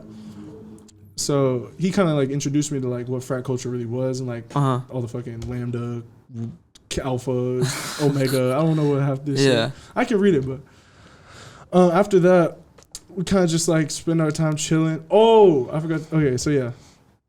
Fast forward, we moved to USC. Like I'm there at the dorms and shit. I'm just itching to like try to DJ. So I just go around, introduce myself as like, hey, I'm also a DJ type shit to just anyone I meet. And USC is so extra when it comes to welcome week. Like they are extra as fuck. Like we had concerts. Like we had Jaleel performing. Yeah, I see that. Yeah, we had Jaleel. I was like, Flo Millie's here. I'm like, damn, this school that's like what is up? So. But a couple, like, you know how they have mixer events, like, to meet, like, for the first years to, like, meet other people? There was a mixer event. And it was just, like, a big stage. It was just a big party. And I was like, oh, this is dope as fuck. But then, not to shit on the DJ, but I was like, I could do better. And I was in the crowd. I was like, I could do better. These people aren't, like, really moving. Like, they were. So I literally pull up my phone. And I'm like, I'm a DJ. Can I MC? Because they had an MC. They're like, she was like, jump. And they weren't really doing it. I was like, I'm an MC. She was like, come here. I was like, are you pulling me up on stage right now? Like in front of like a whole group of people? Yeah. And I pull up and then she's all like, the DJ's like, yo, we need some help. Well, yeah, I heard you're a DJ. Shout yourself out and try to help me. And we just turn that shit upside down. Like, it's like a welcome. I don't even know what it was. It was like it was just a big ass stage with lights and a DJ playing. It was just a big party. And I'm just like, I'm doing my same shit I did at all. I'm like, yo, jump, all this shit. And my friend Sean, he runs back to his dorm, gets his camera, starts recording. The biggest thing I realized about like growing as like a like influencer, DJ, artist, whatever, creative, is like you need to have your media. You gotta have it's like showing what you do. Yeah, because then it's your portfolio. Yeah, it's literally your portfolio. So I'm so blessed to have him because without him, I don't think Jared would have known like that I was actually like I could do like concerts and shit. And that's the kind of guy he is, man. He'll take a risk on you. Really? I don't think I ever would have thrown shows if it wasn't for Gerald. Shout out Gerald, bro. Shout out to Gerald. Shout out Gerald, man. Yeah, I love that fool, man. For real. But I genuinely don't, because I remember we were trying to throw that show right there, the first one. Yeah. Nobody would give us a shit. Was really giving us a shot. I emailed every single venue in the Bay Area, and nobody was giving us a shot because why would they? Yeah. And then Gerald did, and then it was like from there I learned more and started throwing more shows and now whatever. But it's like him giving me that shot, I think like helped me realize like what we can do with shows, Literally. And it really, really like it opened my eyes. And I don't think I never would have had that confidence if it wasn't for Gerald. He's such a he's a gift to the culture for sure. For real is. Like without him, I wouldn't have met Roxy, and Roxy wouldn't have brought me to Autumn, and then Autumn wouldn't have like snowballed into what it would be. So after that, what's it called? An opener from shout out. I'm just shouting everyone out. Another opener hit me up he was like, yo, we want to bring you on this 4-run tour to open with Rob Banks. Wow. And I was like, for real? He's like, yeah, pull up. It was in September. And I was like, sick. His name's 5G. Shout out 5G. Shout out 5G. The fucking boy. So he was like, I'd love to have you as my personal DJ. I was like, sick. I'd love to accompany you. And it was a 4-run show. And I was like, yo, I'm sorry. Hold that note for 30 seconds. I really got to pee. but we're going to go right back to where this is. Because I'm interested in this. Okay, for sure. Time at this. Time it to get to the spot where I meet Grace and the whole kid lawyer. Dude, I forget you're part of this. Like I forget that you. Oh my god. Show, bro. Oh my lord. Robin Banks. Roberto Banks.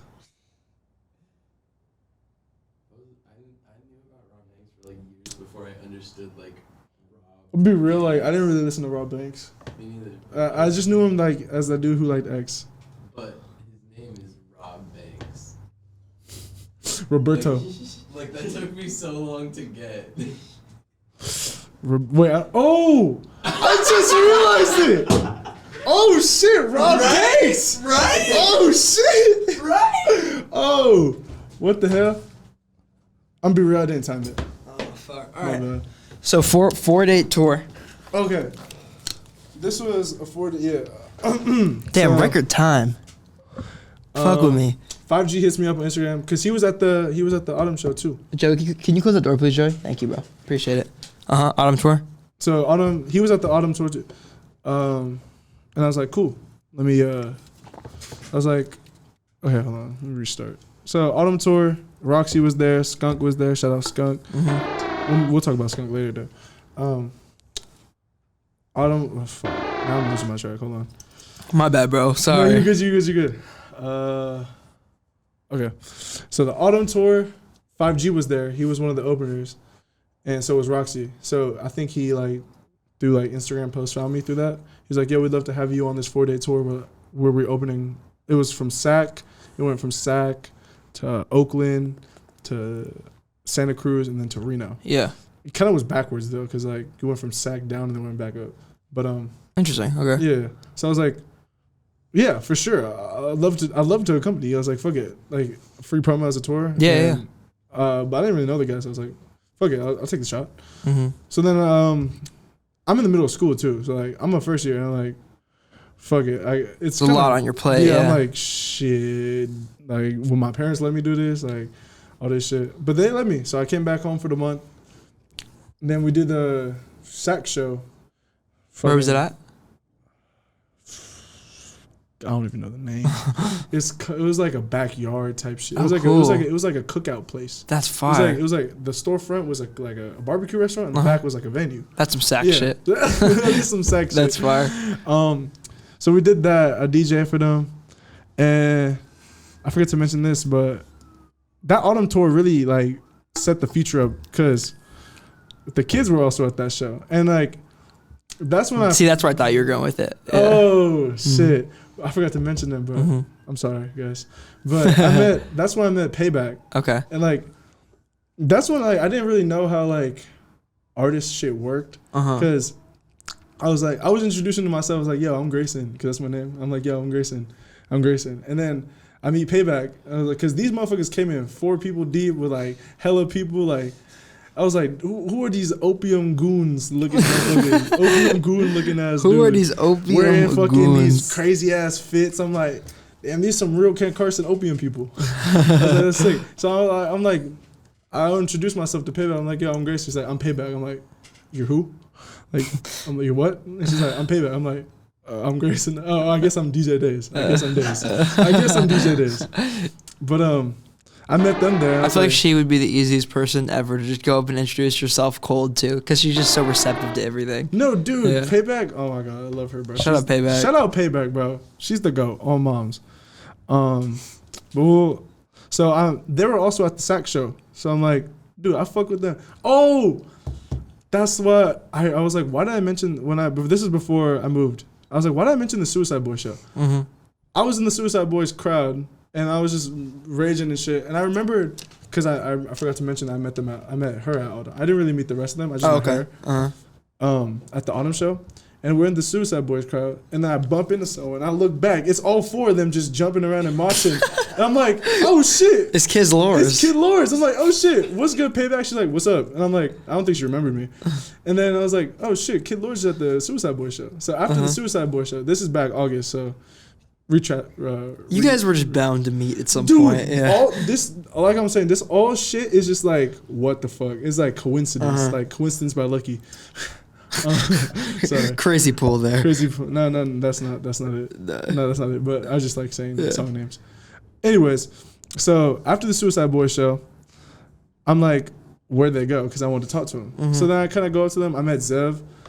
Shout out Zev. Shout out Zev. I met them. I was just telling them like, yo, I'm a DJ, blah, blah, blah, this, all this, blah, blah, blah. But I'm moving to LA. And they're like, oh, shit, that's dope as fuck. Here's Instagram. Because I didn't really know who they were. And then they showed me War. Like, he was like, yo, we got some crazy shit coming out. And Zev pulls up his phone. He's like, we got this crazy ass music video. And I'm like, this shit look like R.I.P. by Playboi Carti music video. And I just fucked with War heavy. Man. Like, I was like, dude, I need that shit whenever it's coming. We need some War, man. So I hear it, I'm like, dude, these 808s are fucking bumping. I'm like, this shit hard. I was like, I need to fuck with these guys. These are tough. Yeah. So then I get all their socials. And then fast forward back to SAC. So now we're back in SAC. I'm like, oh, Kid Lords are here.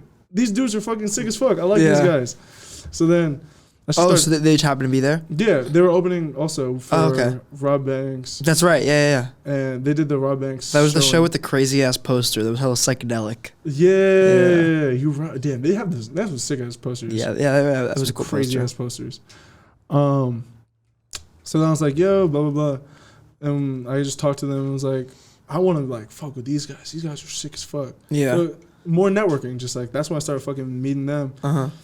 It's okay, kind of blurry because like so much shit has happened that I'd be like forgetting key details. Yeah. So I'm like, I met them. We did the Oak, and then I forgot. So I was booked as an opener DJ for 5G at the Rob Banks show in SAC, and for the whole tour.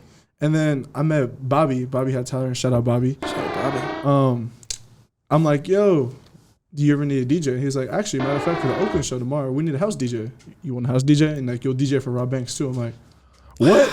Like me as like never. You know, as somebody who's like never really interviewed a DJ like you, this is really like opening my mind to how needed DJs are. Like everyone needs a DJ. Not to be like, hey, I'm a DJ, I'm important, but like they're kind of the backbone of the whole show. Yeah, like they run the music. But it's just crazy to me how many people don't have DJs. What you mean? Like I feel like because what you're saying, it's like all these artists are like, I need a DJ, I need a DJ, I need a DJ. Yeah, because I feel like the high tolerance shows are different because they have a house DJ. Yeah. High tolerance shows have like or like even like brick and mortar, like these local kind of small shows, but they're not small, but they have a house DJ that runs like the openers. Yeah. Which is what Gerald got me for Big Baby Gucci. Okay, yeah, makes sense. 5G just liked my shit. He's like, I want you to be like my DJ for this tour because I saw what you did at Autumn and I want that shit to be at the same at Banks. That's fire. So I'm like, dude, yeah, for sure. Like, cause I was just like, yeah, did everything. I was like, yes, for sure. So then he's like, yeah, we need a house DJ. I was like, dude, I get the whole fucking set. I can do everyone and myself. Like, I can do my whole like raid shit. So then I house DJ for Rob Banks, Oakland.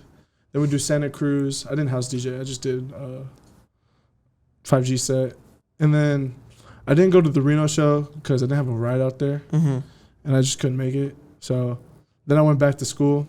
And then I had all this, like, I made this crazy poster and shit. I was like, yo, I just did Rob Banks, blah, blah, blah, all this shit.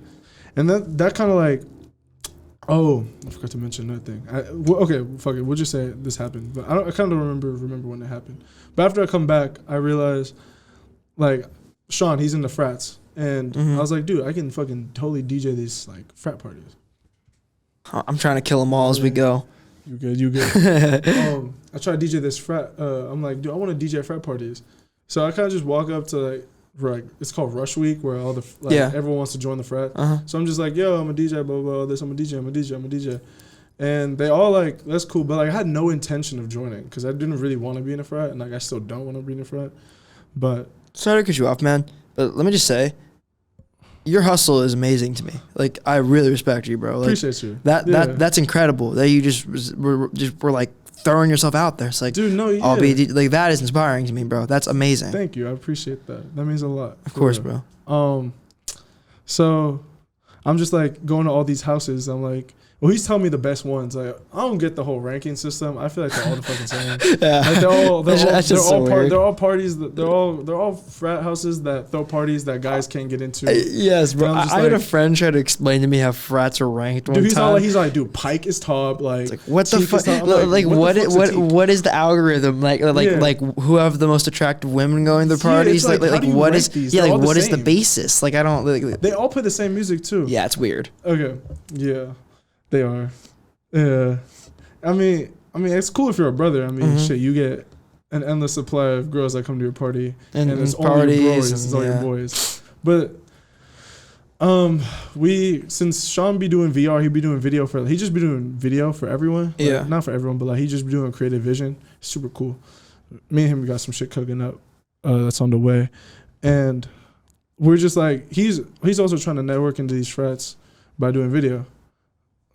And I'm like, fuck it, let's just like see what we can do with it. So I don't know how we got into one of these parties. I forgot what party we got into, and I was like, that's when I really got to see like the whole dynamic of like what a frat party is like, and it's just like white girl music, just Katy Perry, Rihanna, EDM, and I'm like, that's not really my vibe, you know what I'm saying? And like, but you gotta like, if you want to DJ one of these parties, you gotta stick to that because that's what the girls want to hear. Because my ass would be like, but if I'm DJing, I'm putting on fucking Travis Scott, I'm putting on like rap, I'm putting on like club hits type shit. So I was like, shit, do I really want to like? Hey man, sometimes I want to hear the Katy Perry. Hey, don't get me wrong though. Don't get me wrong. Late nights. When you out there and you hearing that Katy Perry, I'll be singing. Hey, you need to just have a little party at the USA. Come on. God. Oh my mamas, bro. Funny thing about this, you said party in the USA. Go back to the SI show with Kari. That's the song I opened to. I was like, y'all ready to turn up SI? And I play Hot in the Banana and the X and the Banana that again. Yeah. That's all his. No, but don't get me wrong. Throwbacks are fire. Yeah. But this is where this was before the Rob Banks tour. I totally forgot to mention this. See, like my memory's kind of fucked. But this was like rush week, and I'm like, Sean's all like, "Yo, let's go to this one house. They're the worst." He's like, "They're the worst house on the frat." I'm like, on the row, like, they're like, I'm like, I don't know how they're the worst. Well, yeah, it's like, what does that mean? What does that mean? But all right, let's just go. He's like, bro, they just have like no brothers, like no girls go to their party. I'm There's like literally no brothers, brother. Literally, like brother, that shit is so lame, brother. Like, dude, Chad. Like Chad. Dude, Chad's parties are not even fucking turn, brother. Dude, fucking A. God, brother. God. And I'm like, all right, let's just go. And then I was like, dude, I would love to DJ one of your parties. And they're like, shout out Phi Tau. Let me just say it right now. Shout out Phi Tau. Phi Kappa Tau. Love them, bro. Shout out to Phi Kappa Tau. Phi Kappa Tau. Shout out to Fire Cap Tau. Fire Cap Tau. But apparently they're the worst. So like, they just need a brother. Apparently they're the worst. Apparently. But also, shut up, bro. Apparently in like frat rankings, they're the worst. But shout out to them. No, deadass. Like, oh my god, this is like, shout out to them. So, but like the worst among what? Like how many frats are there? I don't even know. I just know it's a names. World, bro. I don't know. It's a whole world. It's a whole thing. Yeah. It's a whole thing. So apparently the worst. He's like, dude. So then I just start meeting everyone in there, and like they're super cool people. Like I fuck with them. So I'm like, yo, if you guys ever need a DJ for a party, let me know, type shit. And they're like, okay. And that one's like the one that didn't shoot me down. Like they didn't shoot me down because apparently they're the worst or something. Apparently they're the worst. Hold on, this like fell. Shit, hold on. I got the chrome piece on. It's falling off. No, this is like. Shout out my dad. Family heirloom. Good feeling. Come on. Oh my god, I can't even put it on. But I'm like, well, if they're the worst, he was like explaining like they're the worst, so our chances of DJing here is high because he also DJs. So he kind of ran. He ran this is September now. So their parties were when they threw like their first party. I could, no offense, guys, but I could see why they were the worst. Like, no offense. So that's why they're the worst. I was like, oh, I get it now. Yeah. Like, no girls were pulling. It was just dry. Yeah, it was just dry. Like the music, the girls weren't feeling it. People were leaving. I was like, damn. But then we're like, cause shout out Cam. Shout out Cam. Shout out Isaac. Shout out brother like, Cam and like, brother Isaac. That's hello. Brother, I'm gonna call that dude now. I'm gonna call him brother Cam. Brother Isaac. Good job. But I was like, they're like, yeah, if you ever want to DJ, just let us know. So Sean kind of ran with it, and that's fire. Yeah, right. That's cool. I did that for you. That's really dope. That's why I'm saying, like, bro, without like Sean, but without Cam and Isaac, this shit wouldn't be possible. But what's it called? They're like, one night, let's just DJ. Sean's like, let's just DJ. So we both bring our shit because he also DJs. He uses the 400, DJ 400. And he kind of took over that night. And for the next couple parties, he kind of took over and just party. Like, that's when we started growing. I was like, oh. So the thing with frat parties is that they have themes, you know? So, like, I don't know, like Pike will throw, like, Jurassic Pike or some shit. Like, something for, like, it's like a theme, you know what I'm saying? Wait. I'm sorry. What do you come dressed as to a Jurassic Park? Are you telling me people are pulling up like dressed up as dinosaurs? I didn't go, bro. I don't know. I'm a pterodactyl. Bro, I'm pulling up as a T-Rex. It's a pterodactyl in the funk. Like I'm pulling up as a what are those stairs? What? I don't fucking know. Triceratops. What are the ones that run? Like the fast ones, like Blue from. I don't know. Did you ever watch Land Before Time? No. Fire ass show. I should watch it. About dinosaurs. It's like a kids show. I remember watching that. Dragon Tales. Dragon Tales was Shout out Dragon Tales. Shout out Dragon Tales. That show's kind of slept on. I feel like that doesn't get brought up enough. Dragon Tales, the Berenstain Bears. Berenstain Bears was fire too. Yeah. Dragon Tales though, I feel like that one does not get talked about enough. You know what doesn't get talked about enough? And I don't understand why. Is Foster's Home for Imaginary Friends. That's a good ass show. That show I never really watched it fire. religiously, but that's a good ass show. I also love how the name flows off the tongue. Foster's Home for Imaginary Friends. Fact. It's a long ass name too. Like imagine Cardi saying that in a rap. Probably could. Foster's Home for Imaginary Friends. Bitch. Man. That's another party. Like ZBT would call it like ZB Texas, and like everyone would come dressed as like a cowboy.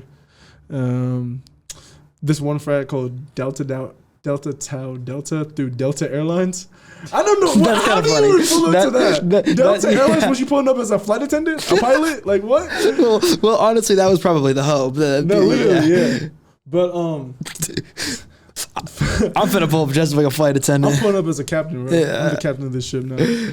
But like there's only like two, because the thing is, right, like if you think like for example, let's say you have like a 90s theme party. Yeah. There's like thousands of people you could come dressed up as, right? If you have a Delta Airlines, you're either coming as a captain or like a flight attendant, and that's like it. Like I mean, you can pull up as the guys that do this. Oh, that'd be kind of fire, actually. That'd be fire. It's like playing sound effects on the DJ shit. Hella funny. But themes. Phi-Tau stuck. We call it Phi-Tau. Phi-Tau stuck with one theme, and it was Bible study. These are crazy. They keep getting Bible study. Everyone you say gets crazier. Like right when I'm like the next one can't be crazier. It's crazier. Fucking Bible study. Oh my god. So the craziest part. Yeah. So Alpha Theta Beta Leta Zeta had the marine biology theme, and we all pulled up dressed up as fucking fish. Phi Delta had Phi Sage. Phi Sage. Phi Sage is crazy. What else? Yeah, I really pulled Pirates of the Caribbean.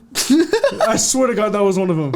I'm gonna pull up dressed up as Sid the Sloth. Oh my! I was looking on like this. Hella funny. But so Phi Sage, that's so funny. So office hours was the theme, and it was so funny. The poster was so funny. It was like a picture of like one of those like Catholic pictures where like the guy's just like this. Yeah. But he's like supposed to be praising God. Uh-huh. But they photoshopped a beer in his hand. Like and the thing was like it was like it was like a re-Photoshop of you on Christmas when Whole Lotta Red dropped. Damn near. I was like, thank you so much. Thank you, Lord Cardi. Lord Cardi. That's crazy. I could be saying that shit. I'm Catholic. Shout out God. Shout out God. Praise God. So Bible study was the thing. And we just kind of crazy. Bro was cracking up back there. Bro, pull up to Bible study. They lit. I'm telling you. Bro, invite. Where's the invite? Bro, pull up. We haven't been throwing recently. I don't know. We gotta get that shit. We gotta be throwing again. Hopefully soon we'll throw again. But so we just, cause I don't know why they were the worst, but apparently they just had no brothers and like.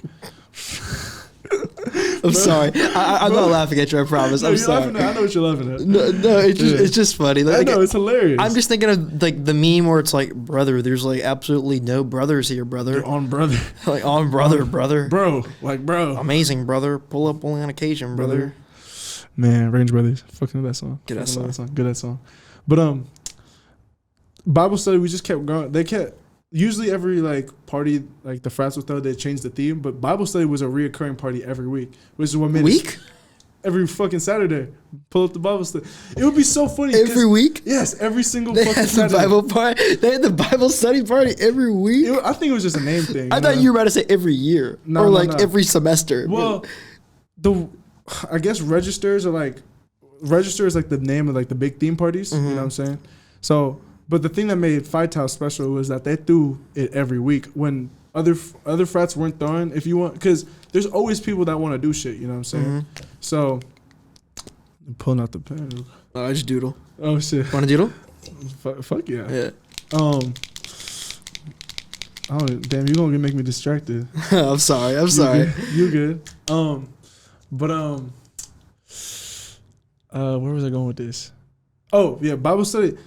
So when other frats weren't like, because people are always fiending for parties. That's a big thing about USC that I mentioned, that people are always fiending for parties. Like every Friday night, you'll see people dressed up going out to the club. Yeah, I've been to one of my friends goes to UCLA, and I've been to some of his frat parties, and it's really crazy to me, like how the whole frat row there, right? It's like, dude, like the parties that I've been to, like, brother, the parties that I've been to on Saturday nights. The parties are fucking not it. They're not it.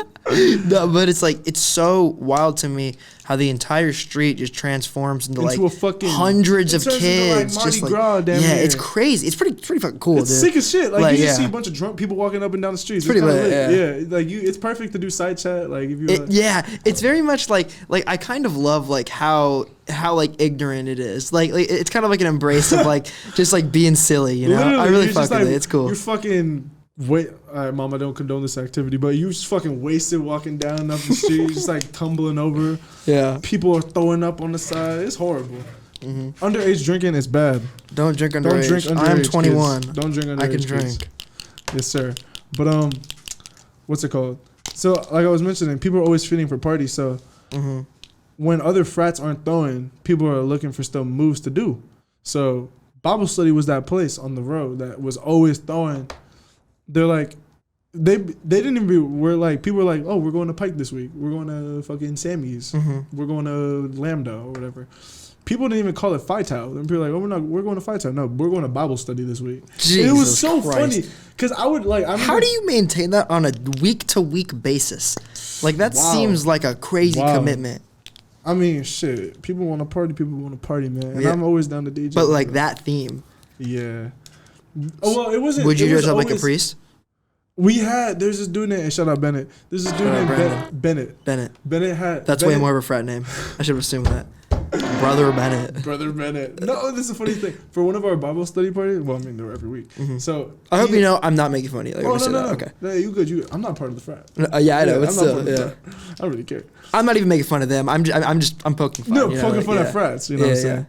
Because I think frat culture is funny as hell. I think it's just hella funny. There's a lot to say about it, but there's a lot to say. I think it's funny. But anyway, so you're DJing these Bible study parties every week. My friend Sean was. Sean was doing those? Sean was doing this every week.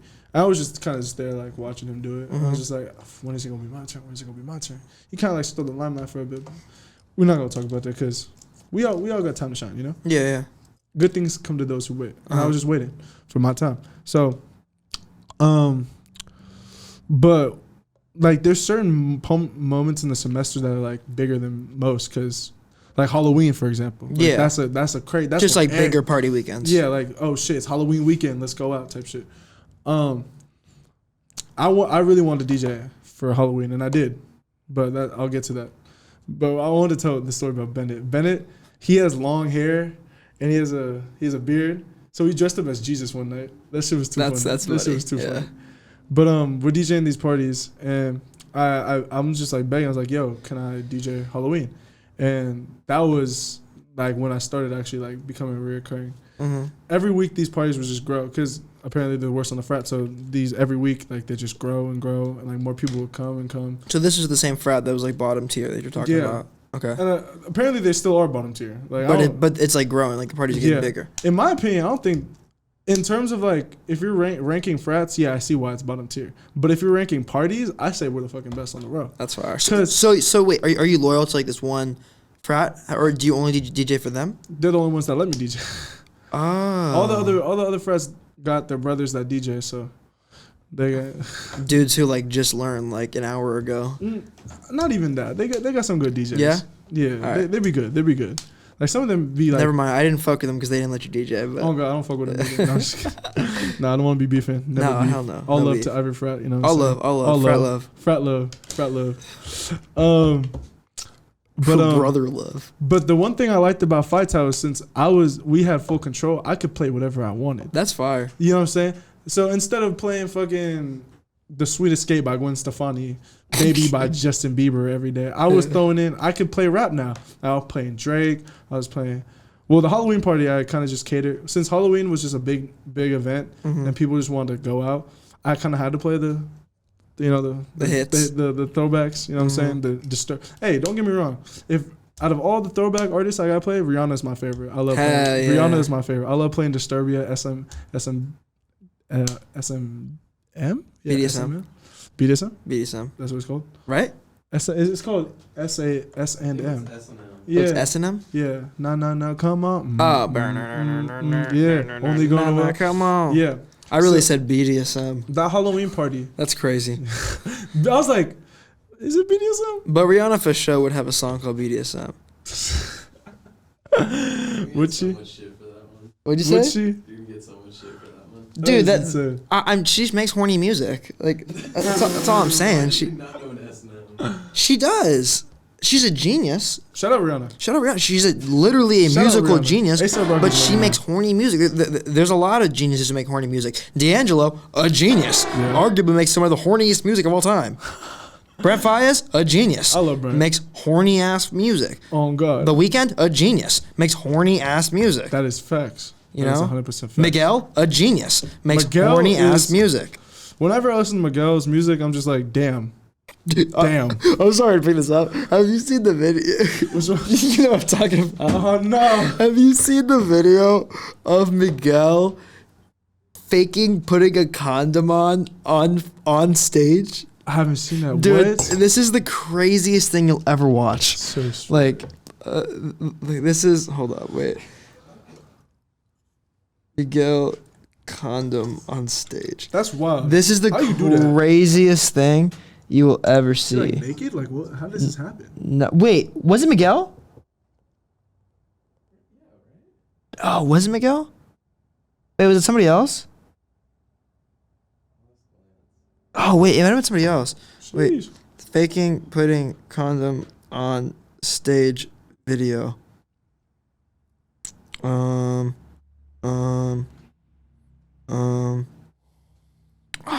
was it not? You know what I'm talking about, right, Mario? Mm-hmm. Oh, who what? It wasn't Miguel. It was bro, what's his name? I don't know why it's escaping me right now. Another hella horny ass like R&B artist. It's not Brent Faiyaz, not Trey Songz, not like Usher. Not Usher. Dude, who? Why? Oh, I know it sounds weird that I'm harping on this, but it's just the funniest thing I've ever seen. It's like, what? Who was it? Damn. Was it? Lance always makes fun of it. I don't know. It'll come to me. Anyway, continue. I'm sorry. What was that? I don't know. Halloween. Okay, yeah. Yeah, so so Sean was DJing most of the parties before, and then I finally got the opportunity to DJ Halloween, and that was like honestly their biggest party of the semester because it was Halloween, and that shit was fun as fuck. Like I was just dropping songs after songs after songs. It was fun as fuck. So after that, I kind of established myself as like the DJ at USC. Like after Halloween was a big turning point. The biggest thing about these Bible study parties was like the advertising, honestly. That was the best thing? Yeah, it was the funniest.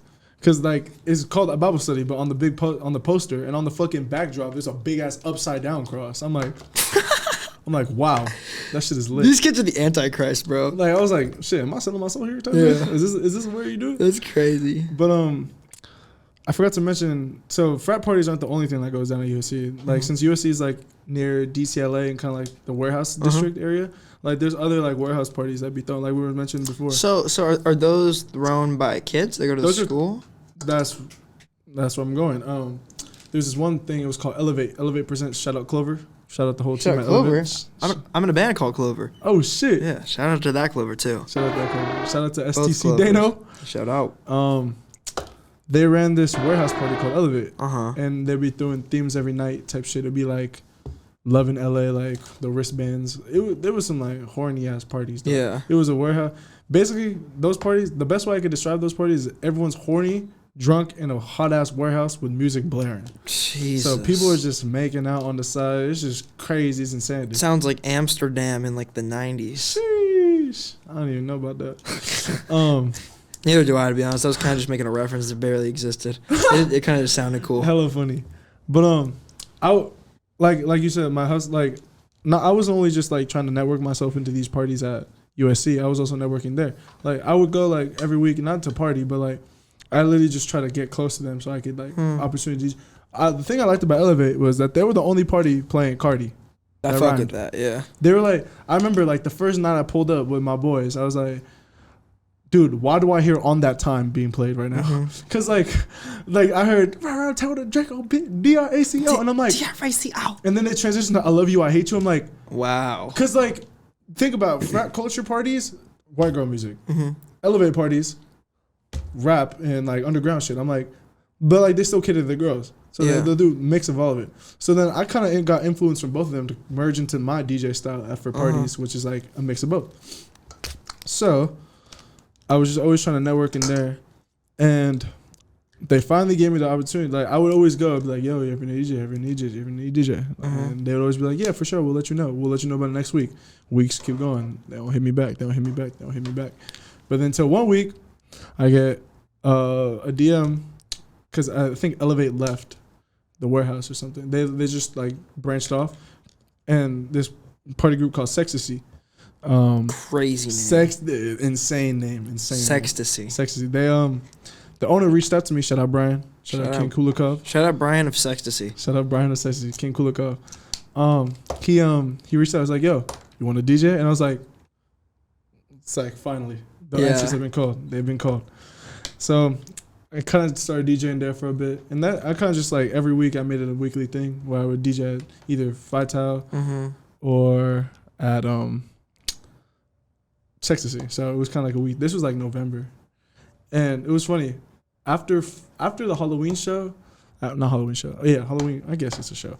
The Halloween party at Bible study. That's when they changed the name because apparently someone got offended and like because frats are like underneath like this like I don't even know like some like organization that like funds the parties and like helps regulate them.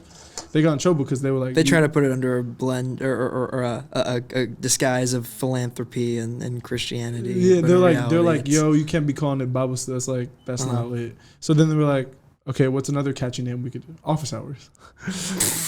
Fucking USC Office That's Hours. savage. So after that, it was just called Office Hours.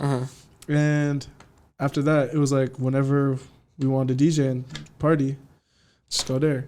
That's my main thing because, like I said, I wasn't really a big partier in high school. So partying, and when if I did go to parties, like the main thing I would do is just listen to music. Like that's what a party is. But like the main thing I enjoyed about it was the music they played, and I always just wanted to DJ parties because I wanted. It's like another way. My friend put I forgot who said this, but my friend put this in a really good perspective. He was like, if you're a DJ, like being a DJ is so cool because you just got control of aux. And I'm like, and I'm like, who said that the other night? Someone said, it was who said it? Yeah. It's just auxing for the function. Yeah, auxing for the function. That's why he said it to John, right? Did you hear on John?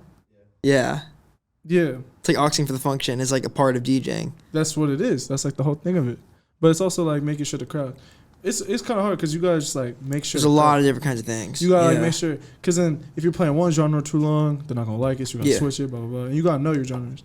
So that's kind of where I am now. Like I stopped DJing at Sextasy for stop doing it for them. Trying to like figure out like where like I want to take this now. Cause like don't get me wrong, DJing I love it so much, but like. Not that it gets boring, but like I kind of want to do more. Like I kind of want to. I don't really know how to produce music. I kind of do. I know how to make drums. Shout out the channel thing on FL Studio. Shout out the channel thing on FL Studio. Yeah, the drum thingy. So I'm trying to like get more into production and stuff like that.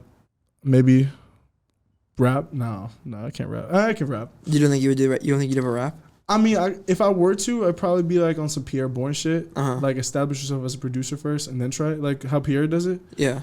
Pierre is also like one of my big inspirations. Like, That's far. I kind of want to make beats similar to his. So right now I'm kind of just in like still trying to do big shows and all that shit. You know what I'm saying? Okay, so within that, like, when did you establish the relationship with the Kid Lords to where you became their like official DJ? Oh my god, they're gonna hate me. There's just a lot. There's a lot. Because that's how like you and me know each other. Yeah, that's how I met you. Oh my god, shout out the kids. Shout out the kids, man. Fucking shout out Payback. Shout out Zev. Shout out Mano, and shout out Tony. What's it called? It was after the Rob Banks show. They were just fucking with me. Like, yo, you're a fucking sick ass DJ. I'm like, yo, I fucking love your shit. Like, you guys are fucking dope as fuck. Like, their shit is lit. And I'm like, y'all ever needed, like, if y'all ever DJ shit. And then I forgot what Payback, she mentioned this. She was like, yo, we're trying to throw a crazy ass Halloween party. Oh my God, I forgot to mention. Halloween weekend was just insane. Halloween weekend was crazy. Jesus. Oh my God, because the ATV show was on that. Oh, ATV show was 27. Correct. That's so crazy. Thank you, bro. Damn the fuck up. The fact that you knew that before me is embarrassing, but also inspiring. Shit, yeah. April, I literally had to look at the poster. Twins, yeah. I did. That weekend was crazy. I did 3 shows.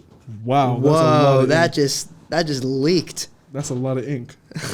That's a lot of ink. I don't mean to like fuck up the table. No, dude, literally, this is what it's for. It's drawn. That looks kind of cool. Yeah, is it like permanent? Yeah. Oh fuck! I don't want to get. I want this table in years to look like somebody with like schizophrenia was drawing all over it. That's crazy. Dude, I had this idea while you were talking. I think I'm gonna start writing down like one thing that everybody says in my little square right here. So I just wrote down for you. They threw every week. They threw every week. That was the main thing about Fight Town, that they threw every week. They're like, they always got a party going on. Mm-hmm. But the kids, shout out the kids. So I was in LA for most of my first semester. I'm still first year. I keep forgetting that. I forget that I'm in college. My teachers hate me. But they were like, yo, I think this was at Rob Banks. I forgot when this was, but TB, she mentioned that they want to throw a Halloween party at the Coterie Den in San Jose. Shout out L James. Shout out L James. Shout out everyone. And I was like, I found it. I'm sorry. I found it. It was Miguel. I'm so sorry, bro. It was Miguel. I'm so sorry, but I had to find this. I was looking up the wrong thing. Okay. I'm so sorry that I cut you off in the middle of that, but dude, I have to show you this. Like he's faking putting on a condom? Just watch this.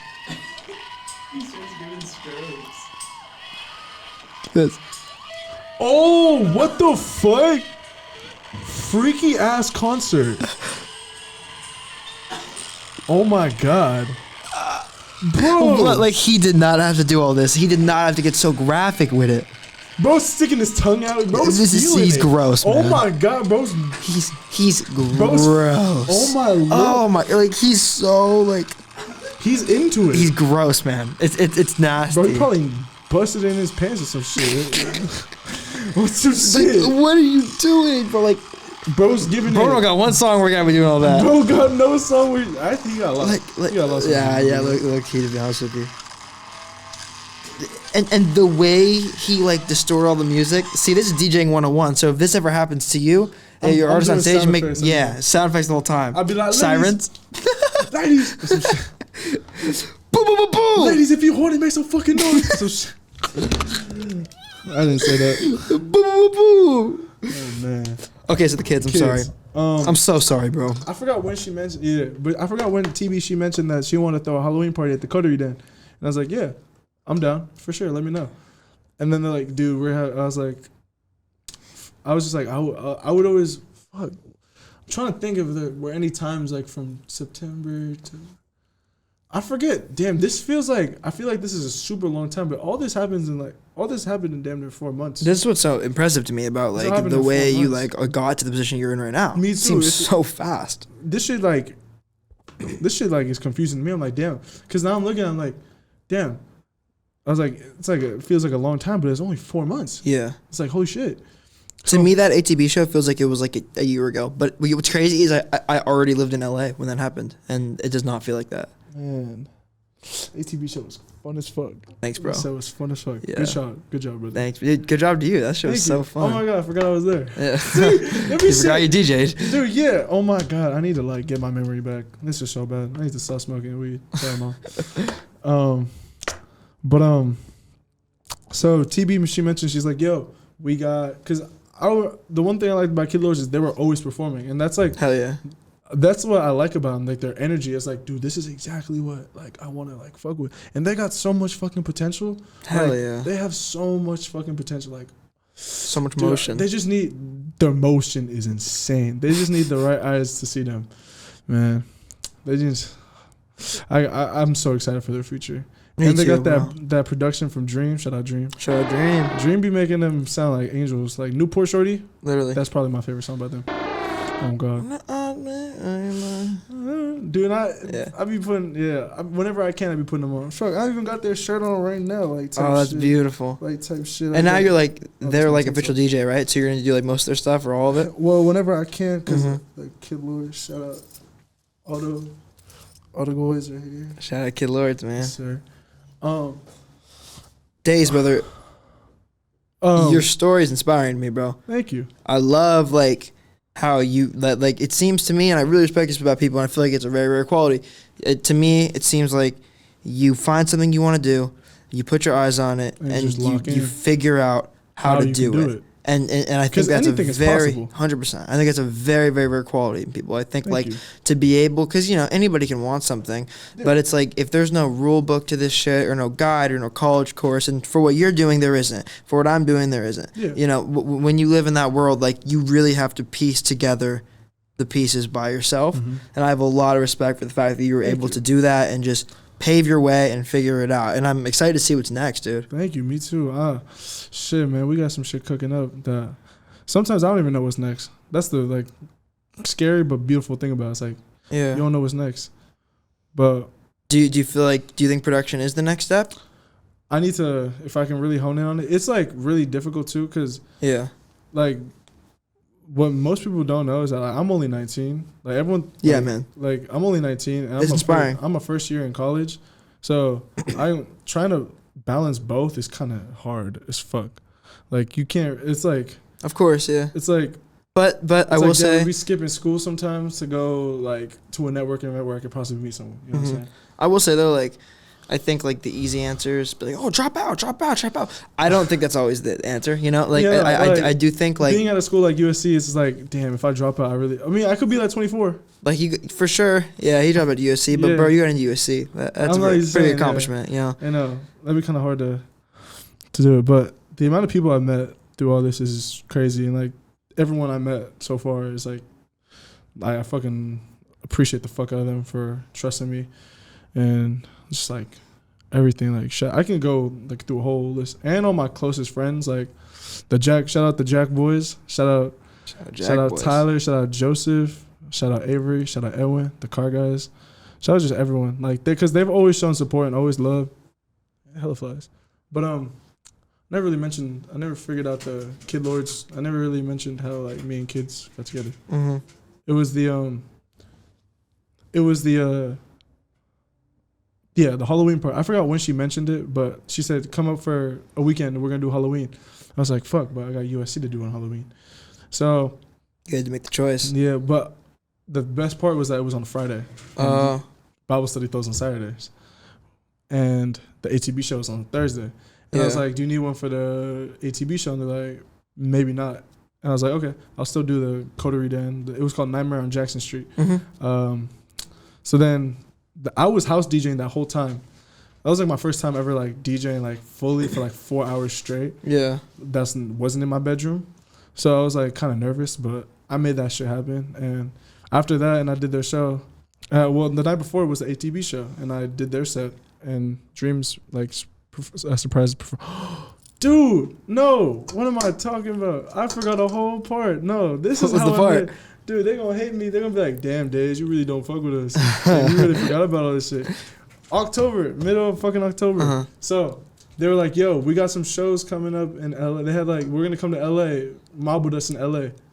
So I was like, cool, yeah. They had a show. It was codename. It was called. It was like Kids on the Block. Or like Yep, I remember that. Yeah, it was Kids on the Block or Kids Next Door. Kid Next Door, right? Was it Kid Next Door? It was Kids on the Street or something with kids. I know what you're talking about. Yeah. Yeah, and I was like, it had the really dope poster with the drawings. Yeah. So they were like, we're coming to LA. We be in LA. So for that weekend, I just rode with them and I kind of got to know them all. Fucking love them. Super nice. Like TB's damn near like the older sister I never had. Type. That's beautiful. Shit. Damn near. She just took care of me, all that shit. Bought me fucking food. It like took me to Melrose, all this shit with the kids and shit. It was just fire. And I did their show in LA, and then I was like, and then they already met. I think that's when she mentioned the Halloween show was when they were in LA, the kids in LA, and I was all like, let me no, I was. She was like, fuck, where was I going? So they mentioned the show in San Ho. So I'm like, yeah, of course I'll come up. So then that's when I kind of became the DJ, because after that show in San Ho and after the ATB show when I DJ for them, when they said, yeah, we actually need a DJ, I was just like, fuck it, let me ask. Like, y'all, could I like just like roll with y'all? And they're like, yeah. And then ever since then, just been rocking. Just been whenever I can. Because like I said, it's kind of hard to like maintain both, like flying back and forth, like trying to like I gotta sometimes. Honestly, I'd be prioritizing DJing over classes. Like, I'd be missing classes. Luckily, I didn't miss today. I feel it, bro. Been there. Be real, I did miss class today. Yeah. Miss class today, though. That's fire, though, man. Like, it seems like you got the right people around you. Yeah, and I'm so grateful for everyone. Like, everyone's just been so supportive. And without, like, people, like, keep your roots. Like, if I gotta say one thing, it's like, know who your real friends are. Because one thing about LA is there's a lot of people that are fake as fuck. Hell yeah. This is like probably fake capital of the world. And like to a certain degree, you kind of got to fake yourself too. But always I can tell that people, like just some of the people I met down here, they get lost because everyone's ego is like low-key hella big. Yeah. So like everyone kind of some people get lost in that fake fame and like they think they're famous, but like they want to be famous. So they try to live this famous lifestyle that's not really what they do. But, where's I going with that? Like, make sure you always know who like you really are, type shit. Staying true to yourself is the most important part, and like knowing who your real friends are and who is fake. Because I met so many people that have promised me like so much shit that just haven't come through. They were just talking to talk. So and I know who like the real people are in my life. So knowing who your real friends are, because they're always gonna have your back, and knowing yourself, and like knowing that who you really are, because. Even for a time, I found myself getting lost in that like underground. It's easy to get lost. It's really easy, like just the constant partying. And, like I have to cut back on it. Like I don't really for sure, man. Like this semester, I haven't really been doing like any shows or not shows, not like parties and shit. Because Phi-Tau's they got in trouble for office hours too. But so fucking office hours, man. That's what I'm saying. We're waiting to come back. Bible study, ecstasy, office hours. Dude, there's just hella shit going on. And that's another thing. There's so much. There's a surplus of everything going on that. There's a surplus of everything in LA. Like whatever it is. It's a little too much. 100%. It's like when I was little, like I always loved LA because I played GTA a lot. I would what's it called? Like I'd be like, damn, I'm in Los Santos right now. Like I went to Santa Monica the other day. Yeah. And I was on the Ferris wheel and I was like, and I saw a helicopter drive by. I was like, yo, I'm in fucking GTA type shit. Like this is GTA. Yeah. So, and I don't know where I was going with that, but moving to like actually living it. Like, I used to think LA was this cool ass city where like, oh my god, people get famous here. Like Jake Paul, fucking when I was little, Jake Paul, the Hype House, Rice Gum, all these motherfuckers. Mm-hmm. And I was like, moving actually here is like, damn. I can see why people hate this city. Like, sure. Sometimes. But I can also see why people love it. I love it, yeah. It all really depends, but... Everything's perspective. Yeah. Days, brother. I appreciate you, man. Thank you. It was an honor hearing your story. I love the way that played out. And I felt like I was just like... I felt like I was like a listener to your movie. And that was fucking amazing. That was an honor. Appreciate you for having me, brother. Of course, bro. Thank you for telling your story. Of course, bro. It was very... I feel like it's one that a lot of people will be inspired by. Thank you, brother. Yeah. And like... If I gotta say anything, just if you want to do something, go do it, because nothing's stopping you but yourself. Hell yeah. You know what I'm saying? Like shit. I thought I couldn't do it. I thought this was all like unreachable, but the way this all played out is just like it's so reachable. Like anything could. Everything is. Yeah, everything is. Tell them where they can follow you, or they can listen to your mixes. If they want to book you. Little promo action. You can follow me on Instagram, DJ Days _ DJ DAYS _. If you want to listen to my mixes, SoundCloud.com/Days Worldwide. What else? Shit, be on the lookout soon. We got more shows coming up. Shit, possible production by Days soon. Shit, yeah. Shout out to all the homies. Shout out Kid Lors. Shout out Kari. That's my brother. Shout out Tango CEO. That's an inside joke for my boy. Just shout out everyone, bro. Shout out Skunk. Shout out Strife. Yeah. But yeah. Shout out God. Shout out Jesus, man. Shout out Phyto. Shout out USC. Shout out, bro. Shout out Sextasy. Shout out Elevate Presents. Shout out fucking. Man. All right, we out. Thank you, bro. I appreciate you, man. For having me, bro. All right, music matters.